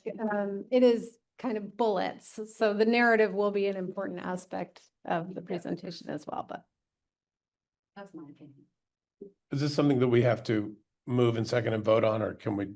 I would agree with Adrian. I feel like I think it's really important. I think the mood needs to be right, and we need to give it the time it deserves. All right, so I think that if there's no objection, Yes, Counselor Cohn? Just one addition, not objection. Can we start with this presentation next time? So can we have this the first agenda item, if it is possible? Time by me. Okay, just, yeah, Can I say, we'll make every effort to make that the yeah, case? yeah, Okay. fair thank you. enough. Thank you. Great. So we will, I think Robert's Rules of Orders says punt this issue. You can punt if there's no objection. Okay, no objections, so we'll punt this till next time.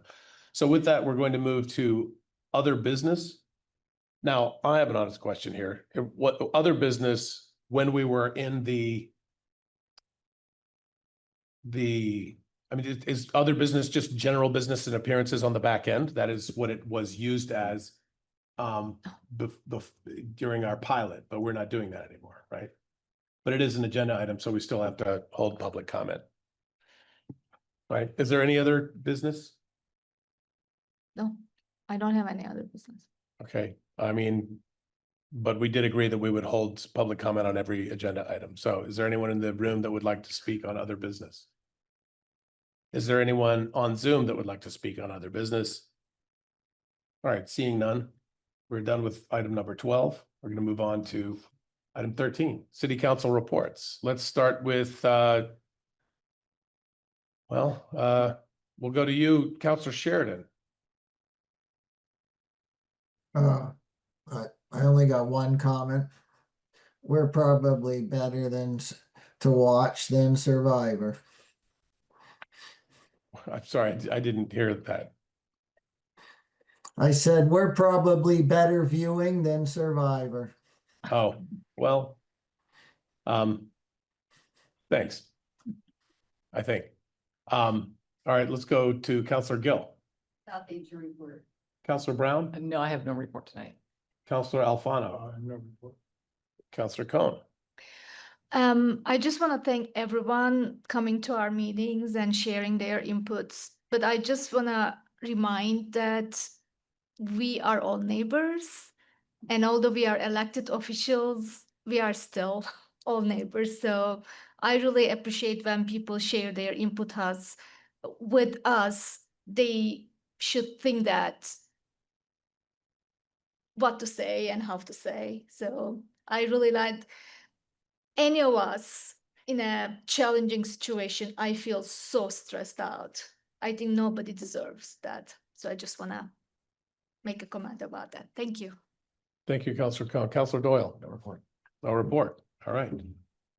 Do we have to hold public comment on these items as well? Yeah. Is there anyone that would like to make public comment on the city council reports?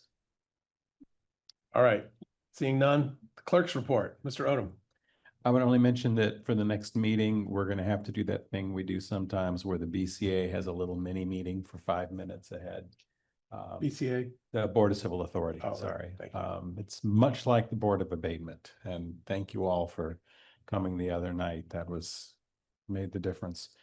So yeah, I mean, there's just a couple, like, I think 3 sort of perfunctory items that the BCA needs to approve going into the next election is all. It's something we do sometimes.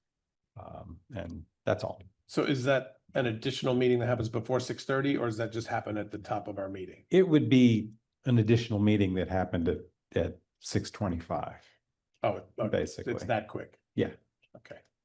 As long as everybody can be here, because we would need a quorum. That would be the only thing that would slow us down. So we need 4. We need a total of 7 people, which is why we always like to do it in a council meeting, because you all are captive as it is. I will try to, other members of the board will, I'm sure, Zoom in as well to hopefully to make up for any gaps if somebody isn't here. Okay. All right, so mark your calendars. Any public comment on the clerk's report? Right, city manager's report? I will be speedy. So the Please don't rush. Take the time that you need. well, there's a lot to discuss, but so the updated grand list assessments have been posted online, and I'm looking at the city clerk. It's not the appeals process, the grievance process. is open, and that grievance hearing will be held on July 6th. And, the assessor will be holding those hearings. So just of public interest to folks, I wanted to alert that to your attention. Obviously everything happening in the police department right now is of major attention for me. We have had 2 additional officer resignations, so we will be down 4 officers come mid-July. We additionally have 2 vacancies that they've been endeavoring to fill. One is forwarded to the academy to begin in August, and the second is, under consideration in background checks. That will have an effect on operations. And, I'm in frequent conversations with the leadership at the police department who are thinking through that. I will be appointing an interim chief very shortly. I have 2 internal candidates I'm considering for that. I additionally have an RFP for executive search services that has gone out, and that's a quick turnaround in order to request support for doing that search process for the next future chief of police.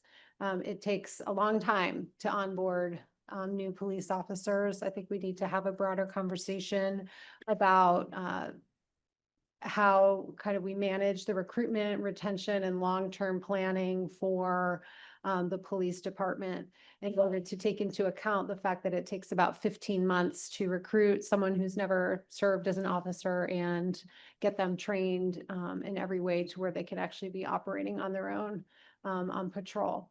So definitely more to discuss there. It's a challenging environment with the summer is higher activity, higher number of calls. Folks are not able to take their time off. We have quite large leave banks and comp time banks that the officers over there have built up. And so it's just a stressful environment. And, again, I think we need to be talking about it frequently. Let's see, we're still working through the fire union contract. The city has put forward what I think is a good defensible proposal. We're meeting with their contracting team, their negotiating team next week. They did trigger a fact-finding process, which is sort of the next elevation in the union contract law about negotiations, where we've agreed on a fact finder that the costs will be split by the city and the union for their essential research onto the proposals at hand and how they match to comps and things like that. It's possible that if we reach a negotiation, that process can be halted. We will need to know that by mid-August before it's kind of really locked in for that fact-finding process to then come back with a proposal for both sides to consider. Related to, I think I want to come back with all options for you all to consider relative to public comment and how different options for you to consider for how to structure agendas in ways that are more productive than I think what we experienced tonight. The law gives you a lot of latitude as an elected body on how to facilitate public comment. It essentially says you have to offer an opportunity for it, and you need to set a rule and apply that even-handedly at your meetings. How that looks is going to be based on your preferences. And I think that staff can sort of help propose some ideas on the types of items that would benefit the public for public comment and you for public comment, while also moving the business of the council along productively. And so I'd like to do that, which is just to say, we had a lot of discussion tonight about when things were voted on and which specific elements and how many minutes. My proposal to you would be, we can repeal and replace anything that's been adopted in the past and create a new condition and new expectations that reflect your values and desires for public meetings and set those clearly for the public as well. But again, you have a lot of latitude on how to do that. And so we'll come back with some more things for you to think through in that way. And number of infrastructure projects going on, as you know. Elm Street Waterline project is also starting this week as well. They had some initial work starting today, and so you'll see more of that. So I'll leave it at that for tonight. Thank you. Great, thank you. Is there any member of the public which wishes to comment on the mayor's report? City manager's report. Yeah, well, the mayor's report's next. I don't have a lot to report. As I'd said before, I've been regularly going to these lunches, and I do find them really meaningful. I would invite any or all of you to join me for lunch, join me and a whole bunch of other people for lunch. I appreciate what you said, Councillor Cohn, about all of us being neighbors and about the way that we deliver things.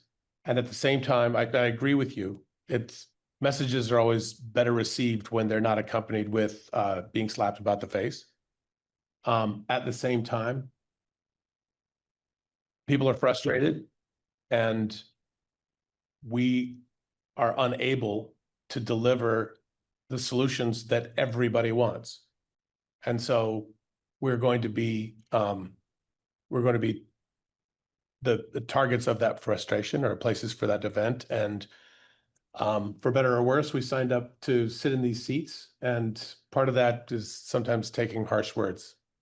And also, if people could deliver those words with respect and kindness, that's much appreciated. We are all people and we're all neighbors. But with that, I have nothing else to report.